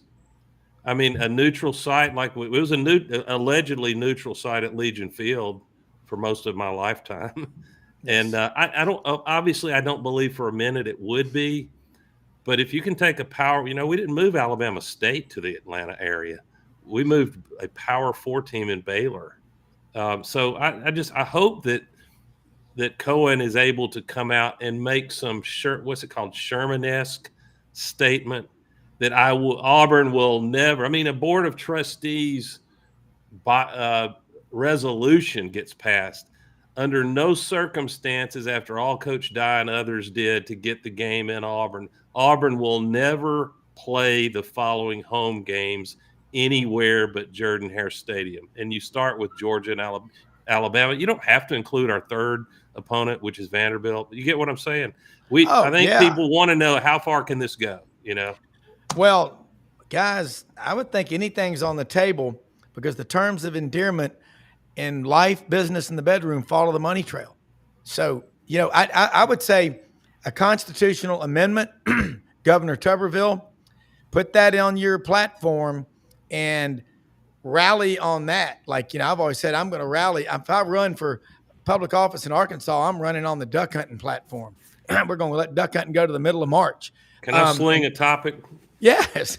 I know we're going to talk. We better talk Auburn, Georgia, or we've let our. Well, we did before you came on, but we got a lot more to talk about. I knew you probably did. And I don't know how many more ways with an open date you can dissect that game, because Auburn's had, 8 or 9 days, the media and fans to do so. So we'll quickly get to that. But what has been really running through my feeble brain the last number of days, especially since last Saturday, focusing on that Texas debacle loss at Florida, not to take anything away from Billy Napier. Yet again, he's like this. He likes to come up off the mat after being knocked out cold, doesn't he? Yeah. I hope he's not getting addicted to that, because he will get fired. But what a difference, perception, you can subtitle coaches and quarterbacks. Did Steve Sarkisian become an idiot over the course of 12 months? Of course not. But he bet on the Manning bloodline, and there was certainly game film. I guess y'all might study film of guys like Arch Manning in high school more than I do. But there was film to back it up, or was there? I just wonder. There was such a furor. Alabama really wanted Manning. Everybody wanted Arch Manning. And if it works out and he performs well, man, does it ever help the branding of your program to be in that Eli, Peyton, and Archie lineage? But it's been a disaster, and they're facing now, are we going to bench Arch Manning? and they'll probably have an opportunity to do that. I hope not. I hope Arch turns it around the next game they play. But and you dial that into what Hugh Freeze and Shane Beamer, Napier's dealt with bad quarterback play until last Saturday, and arguably that was a lot to do with this talented running back. So I guess my question is, it's so hard to sift, to assign blame and cause and root causes to what's really going on, because it could be some scheme, some quarterback mental issues, some offensive coordinator / head coach errors in how he's coaching that quarterback. Could be the offensive line that's not giving him an opportunity to succeed, and on and on. So all I know is that at Auburn, it's 100% Hugh Freeze. His system has been caught up with. This is the narrative, or it's yet again he got a bad quarterback. And I don't know if either of those are true. I think there's some amalgam of all of that. I'm just trying to use Steve Sarkisian and Arch Manning, two otherwise really heralded guys, to make a point here. Your thoughts, guys? Yeah, look, I think that you're right, Doug. I mean, look, I think that I don't think Hugh Freeze has forgotten how to coach overnight. I don't think that Jackson Arnold is a bad quarterback. I do think that something clearly is missing. Something is, whatever that is. And again, we talked about, Doug, before you came on. I don't know if it's in the game plan and the way they're putting it together. I mean, look, Hugh Freeze is calling plays. I mean, there's no way around it. I mean, just watch him on the sideline. And we've talked about that before. He's calling plays. And in reality, you're always going to have input in between series and those kinds of things, but you're going to have one play caller. Now, at times, certainly, if you feel good about a guy who's your assistant coordinator, your co-coordinator, or your coordinator who's not calling plays, you'll give him a couple, 3 series, depending on the game. Maybe he's hot that game, and you hand it over to him, or maybe you hand it over and let one guy call third down. Maybe that's his job that week. But you're probably not doing that against Georgia. You might do that. You might do that against, I don't know, Alabama A&M, or you might do it, as for whatever reason. But to me, Freeze either needs to get all in or get all out on the play calling. I mean, either he needs to be in the room and put the game plan together and call it, or let somebody else call it, because I don't know exactly what's going on right now, but it's very, very clearly not working. I mean, the most frustrating thing I think for Auburn fans is, how about try to run the ball? Yeah. Well, all right, Ronnie and Doug, Steve Sarkisian 2-8 against top 10 teams at Texas, 5-8, 5-18 overall as a head coach. I'm with Dave Bartu, regular on our Monday morning sideline show, College Football Matrix. He's the man.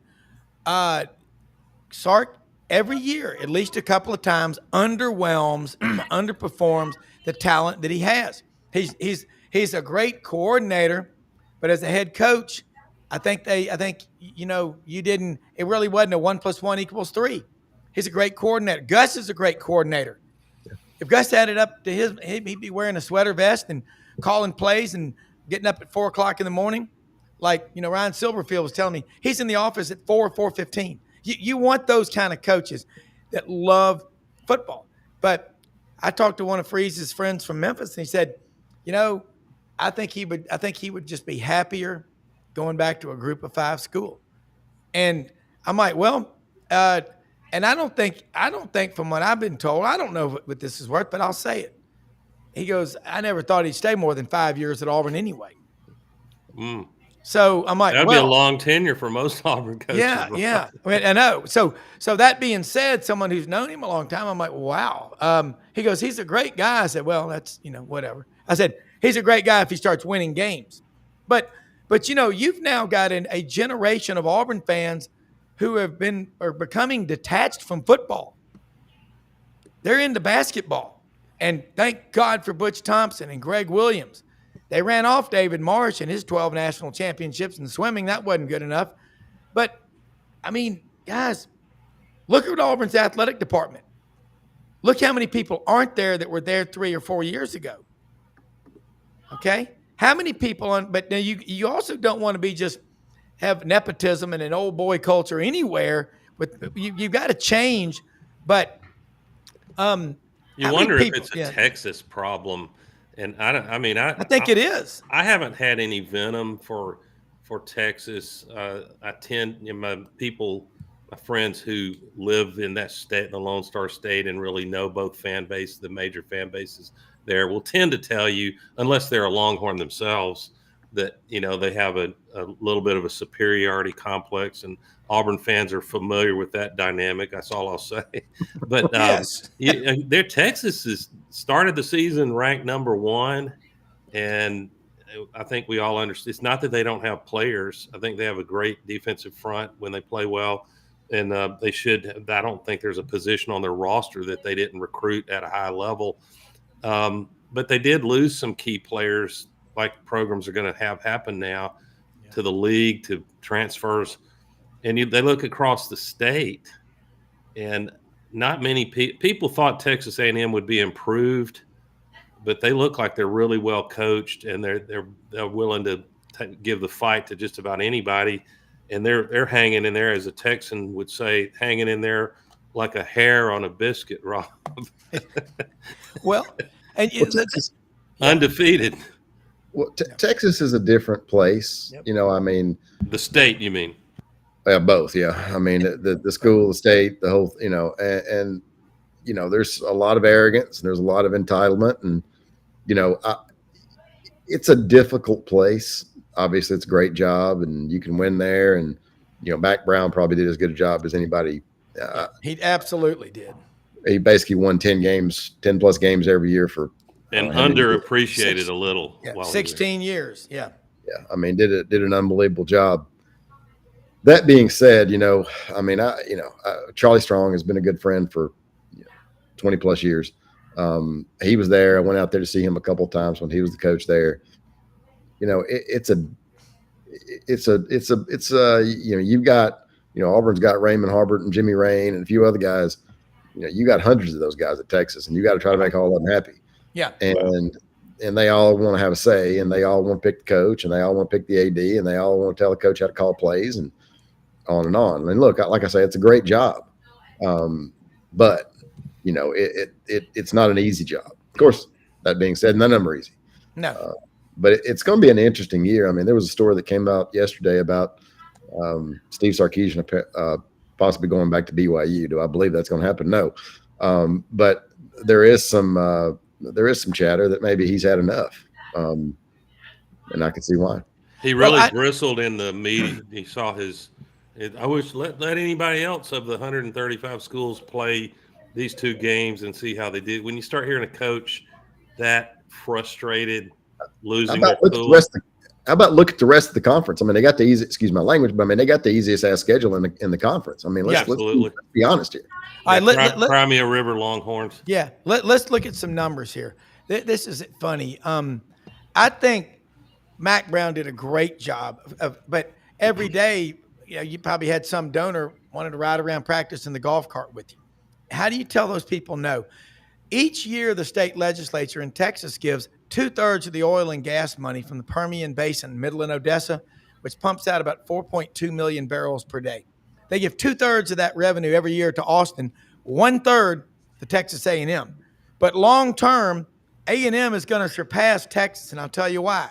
Over 20,000 students in the College of Engineering at Texas A&M, okay? I'll predict right now Sark is gone in a year or two. He's going to just say to hell with this, okay? You've also, think about all the students coming out of A&M, finance, business, accounting, engineering. Texas, you got a lot of weird majors there, man. A lot of, it's just weird, It's not, this is not John Wayne's version of Texas, Rio Lobo. It's not.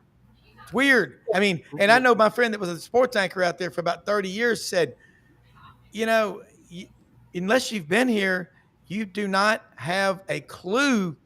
I mean, there's money, but you know what? They have a $43 billion endowment. A&M is over $20 billion. Texas alone, you could take all the endowments in the SEC, including A&M's $20 billion combined, and they're not $43 billion. And they still can't win. If you count national championships the way they do in the state of Alabama, since 1970. Alabama's got 10, Auburn's got 4. That's 14.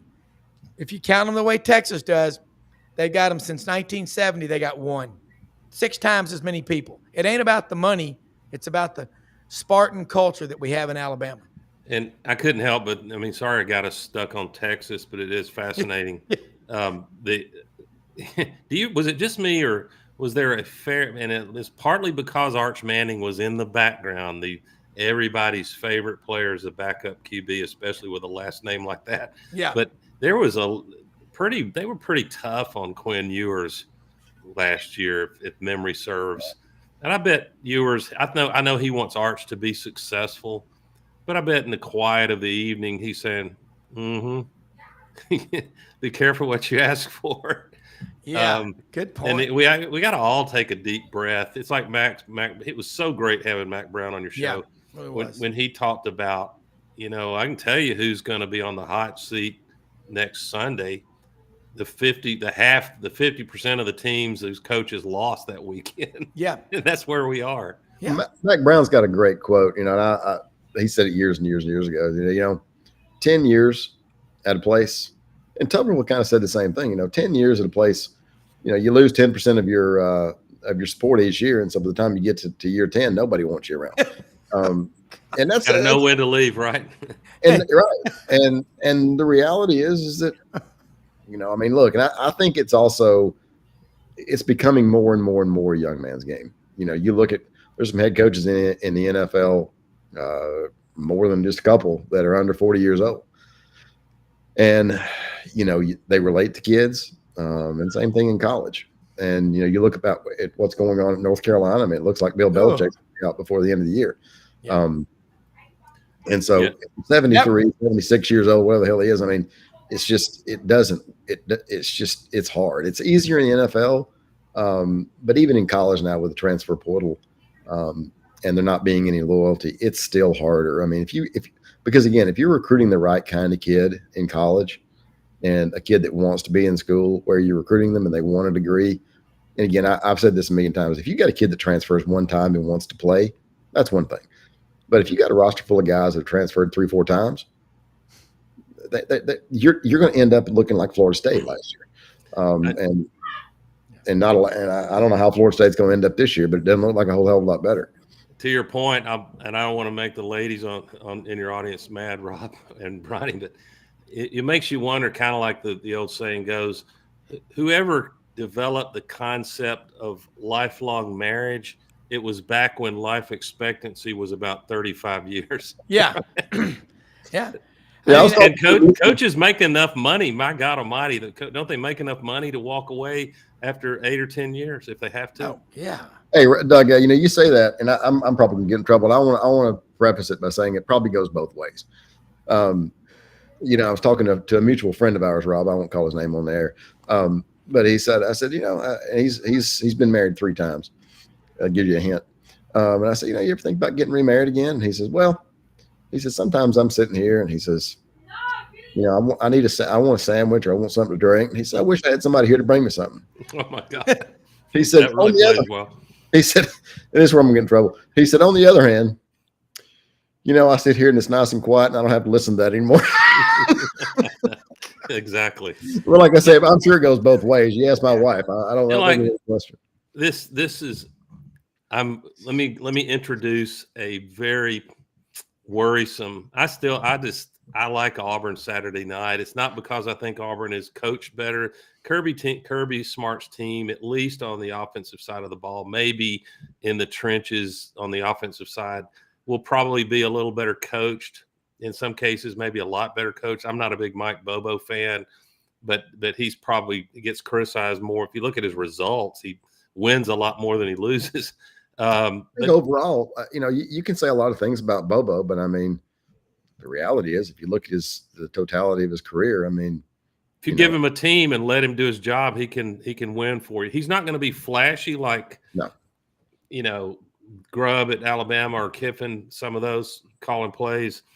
But here's a dilemma that I find really interesting for Hugh Freeze, Auburn, in this Georgia game, and how, the old axiom is study your opponent, in this case defensively, and attack where that, by and large, attack where they are the weakest.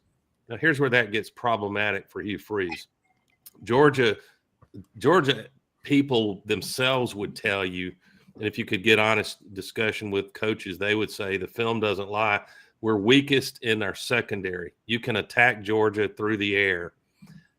Hugh Freeze, for 2 or 3 weeks, has been subjected to public shaming by his own fan base, probably including me, maybe you guys too, and the media, and with some justification for not pounding the rock. It's in our DNA. We are running back you. We used to be anyway. Yeah. And so there's this powerful compulsion, and Hugh himself yet again has said we've got to run the ball.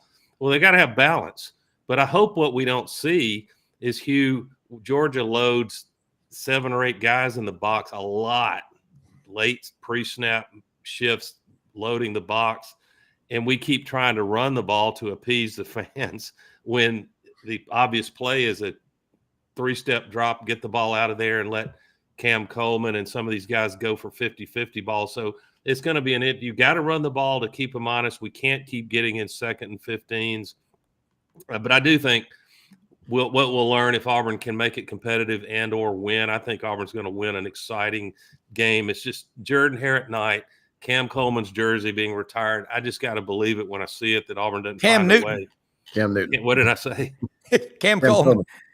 We're not retiring number 8. number 8, but Cam Newton, and you can bet Cam will electrify the crowd and say beat the dogs or something like that.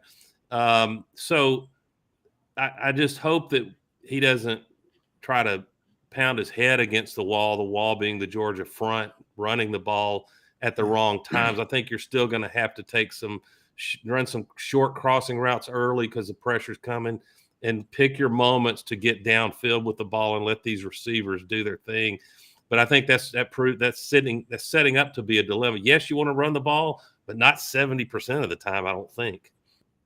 Well, I guess my point is, if you want to be successful in the SEC, I mean, I think you've got to hand the ball to the backs 30, 35 times at least. Yeah. I'm not saying run it 50 times a game or 60 times a game. But there's some creative ways to do it.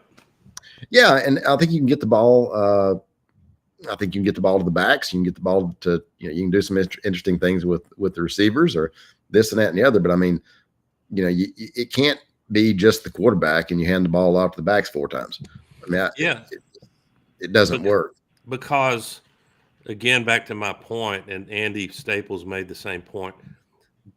We tend to look at those silver britches and that Georgia jersey, and man, Kirby's done a phenomenal job with them defensively, not just defensively, but that's his hallmark. And you expect, automatically they're going to have a relentless pass rush. Well, not so much this year. Georgia is 109th in the nation in sacks. Auburn is 5th in the nation, tied with a bunch of teams with, I think, 3.4 sacks a game, which is unbelievable. Georgia, a little over 1 sack a game. Georgia will pressure you, and that can cause interceptions. But I think be balanced. But I hope Freeze realizes that we will have opportunities to smoke their defensive backs if the play's there, and we can get just enough protection to get the ball downfield and let these receivers see what they can do. I mean, does anybody see a 2017 November the 11th type game coming? Auburn, #1 Georgia comes to Jordan Hare.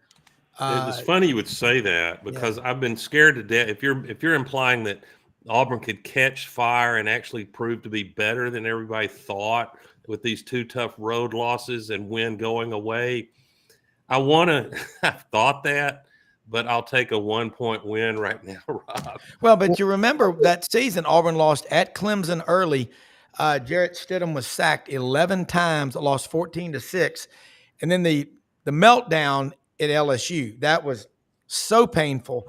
But I don't know. To believe that almost requires me to completely look the other way on evidence of what Hugh Freeze has done coaching-wise and adjusting. So I want to believe it, but it's hard for me to do that at the moment. Yeah, and I tell you, the expectations, Ronnie, of Auburn fans, they're so different than what they used to. I used to, people say, what kind of season is Auburn going to have? 12-0, win every game. Now, I mean, I've got kids, they're like, they're going to the game. They may not even go in. I mean, that's got to change for Auburn. I mean, they'd rather hang out with their friends tailgating than even go to the game. They go, why am I going to pay? I'm being honest, which I always am. They've lost faith. This coaching staff in the last 6 years have killed the spirit and the faith. People love Auburn, but they just don't believe in this football program. And we got an athletic director that's filled the athletic department at Auburn, not completely, but with a lot of people who were okay with 7-5, 8-4. That's what's going on. Talk to people that have left. That's what's going on. Well, I think a couple things. First things last, or last things first. I think John Cohen really wants to win, and I think he brings in the people that he thinks can help him get there. Now, I also think that most people want to hire people that they know and that they've been around because they know the kind of job they can do and they trust them. There are certainly concerns within the Auburn family that, hey, there are too many Mississippi State people here. Those same people were also saying, hey, we're too homer. We got too many places inbred. We need to bring in some fresh blood. So, I think that's, and then back to Doug's point,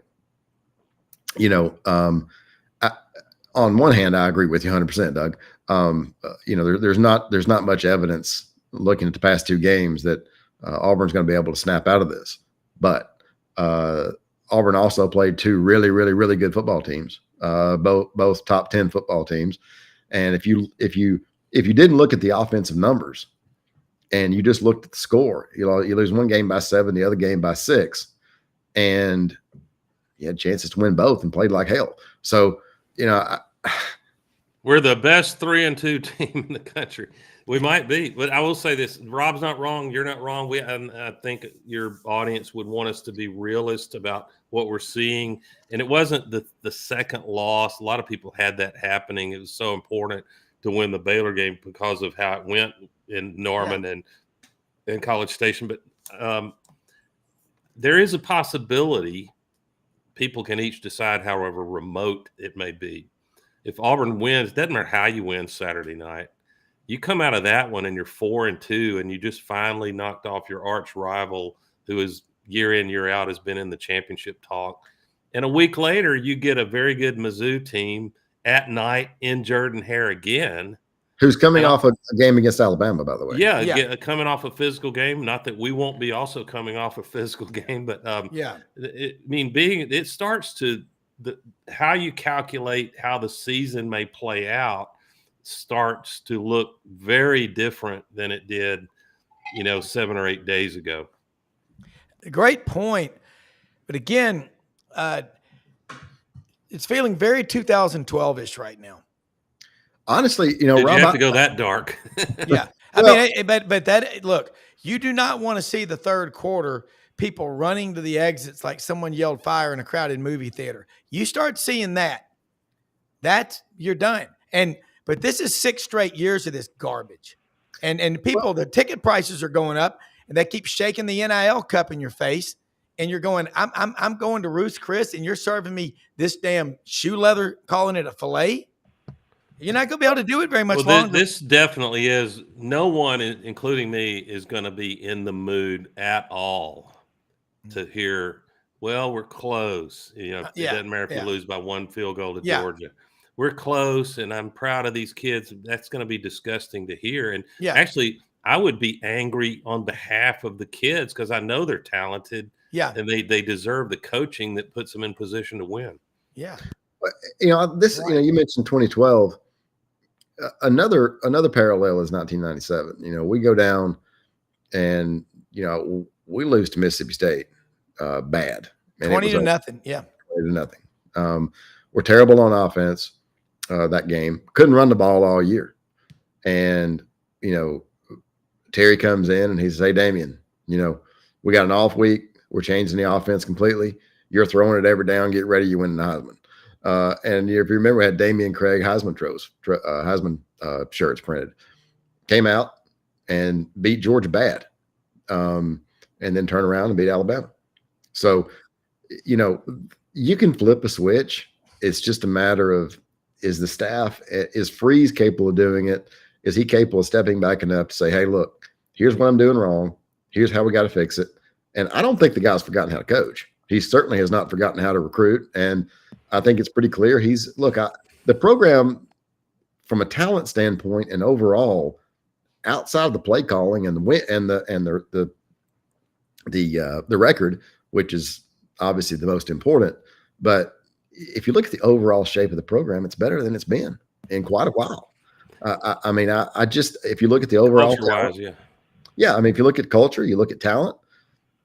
I mean, look, but that being said, you've got to win games at this point. You're 3 years in. You're going to lose Cam Coleman. You're going to lose those guys. They're going to hit the portal. They're not interested in going 5-7.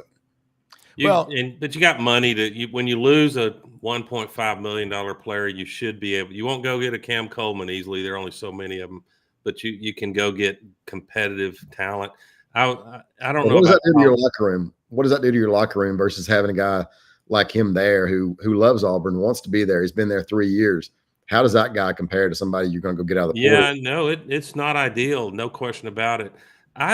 Maybe this is senility, early stages of it, but I wonder if y'all have parked this in the back of your brain. I came to be disgusted with Malzahn and the fact that I've thought about it and talked to Christy, and I really should be a CEO, and I'm going to go hire a play caller. And then a year or so later, I've rethought it, and it's who I am to be a play caller. And so we went through that, and I had forgotten, but Hugh Freeze, I don't think it was appeasement. Maybe it was, but he started his first year at Auburn saying, look, this is going to be a big job as recruiting and being CEO. I need to hire. He hires Philip Montgomery. I bet most people have forgotten Montgomery called the plays for the most part, that disastrous 23 year. But now fans are saying Hugh needs to at least go get a talented OC that can call plays, can install a system. So it feels like Malzahn 2.0. It's not exactly, to Ronnie's point, we're recruiting, I think, is almost as well as you could ask Auburn to for the most part. So I hope that what we see this weekend is at least a step in the direction of the coaching staff that can, with an open date, can put some things in that really address the problems and we get production. No one's expecting 35 points to be rung up on this Georgia team, but you should be able to score in the 20s, high 20s, and put yourself in position to win if your defense delivers again. Well, what I wonder is, who does Hugh Freeze listen to? Does he talk to Gus a lot? That ain't very smart. Here's how you get a big buyout. Yeah. Look, here's what you better not have. You better not be living in an echo chamber, okay? You better talk to people that know what the hell they're doing. Gus did some good things at Auburn. Harsin, basically that was a self-imposed 2-year death penalty when that guy was there. And Alan Green, Stephen Leith, and anyone on that board of trustees that signed off on that guy becoming president should collectively pay back the $100 million mistake and everything that's happened. Auburn's been on this trajectory since then, and Auburn's got to get off of it. And it's going to take – you're going to hurt some people's feelings. You're going to say some things, and I really don't care. I call it like I was born into an Auburn – I love Auburn, but, man, we all do. And I cover all 16 SEC schools, and you want people from programs that are championship programs, Florida, LSU, Georgia, Bama, Tennessee. I just wonder if I want people Monday after a loss in the athletic department to be in fear of losing their jobs, that they're not winning. You need, look, that I'm in that business, man. You have a few bad months. You get your box, you're out. I mean, put the players on commission. Something's got to change. And I know past behavior is the best indicator of future performance. Doug, you do that matrix when y'all hire people. I mean, in the interview process, what I want to know is how many of these kids on this Auburn football team truly love Auburn versus they truly love the NIL money. And when you get a guy that loves both and a roster full, because if the only exchange that you have is you got a pile of money to come to Auburn, but you're not bought into the culture, the history, the traditions, the heroes, you're not going to win. And that goes for anywhere. Anyway, that's in any business and a marriage. If you marry for money, you'll probably pay for it the rest of your life. That being said, Ellis Johnson told me one time, and he said, this is when he said, first time I got married, neither one of us had any money, so it didn't matter. Yeah. The second time I got married, she had all the money, so it didn't matter. He said, the third time I got married, neither one of us had any money. I'm sorry. He said, third time I got married, all the money was me, so it's got to work. Of course, it didn't work then either. But I love Ellis. But I love Ellis. I love the man from Winsboro. But look, you know what? I'll be down there Saturday. We're coming down from Atlanta, and I've never gone to a game to watch the opponent. I'm going to see Auburn. I love it. I love being down there. But also, I don't drink the Kool-Aid. And it's like, ask Dan Patrick, why'd you leave ESPN? Remember what he said? Well, they started telling me who to interview, who to talk to. They could only be ESPN people. Talk to this person. He goes, I was living in an echo chamber. It's not what I signed up for. You got to have outside opinions, but some of the best people Auburn's ever had left. But also you are right. Incestuousness, you get stale. There's a happy medium there, but the crowd, what I want to see is a full stadium of 90,000 plus. Oh, you're going to get that. When the game's over. Oh, yeah. Well, you're going to get it then because Auburn is going to win. I'll tell you why. It's sometimes it's just in the air.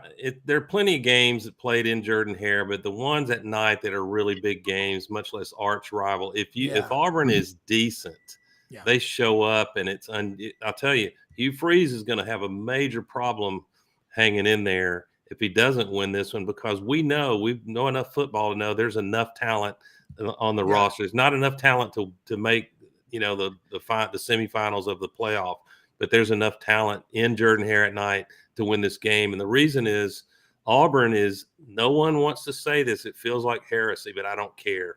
You can send this to Kirby in an email for all I care. Auburn is significantly better defensively than Georgia. Let me say that again. This Auburn defense, if they play like they have been, is significantly better, and they'll have the wind in their sails of that Jordan-Hare crowd. And I've seen this before. It's Alabama, on the other hand, they're probably the most improved team, and I think Ty Simpson is worthy of Heisman talk. Alabama's probably playing more cohesively and with more energy and efficiency than anybody I'm seeing at the moment. Maybe A&M or OU will change that. But Alabama also, like Georgia, is 109th in team sacks. So Georgia, statistically at least, Georgia still hasn't played a team that will get after the quarterback's ass, and I think they'll see that this Saturday night. Auburn wins it like 24-21-ish type of game. I will not be surprised at all. And like Brendan said about Florida getting the win over Texas, I saw that one coming. He goes, that had nothing to do really with Billy Napier. It was the fans and the swamp culture willed that to happen. Doug, remember we were at the Auburn Texas A&M game last year. Got back to your house at Lake Martin about 2:30 or 3 in the morning. Mildred was over there with us having cocktails out on the deck. But you know what, guys? This is one of those Billy Graham revival Auburn games Saturday night. Everybody's going to give everything they got. And if Auburn loses, it won't be for a lack of effort from the fans, Ronnie. No, I agree. About run out of time. But you made a point, if he loses, and I want to push back a little bit before we go, but, I don't know that it's obviously it's important to win the game. But from Hugh Freeze's job security, I don't know that it's as important as how they look offensively. You might be right. If Auburn comes out and loses a 27-28 game and plays great on both sides of the ball, and you'll still be 0-3 in the conference. Yeah. You'll still be 0-3 in the conference, but you'll also have, look at the losses you have and you look functional. If you come out and you run the ball 5 times and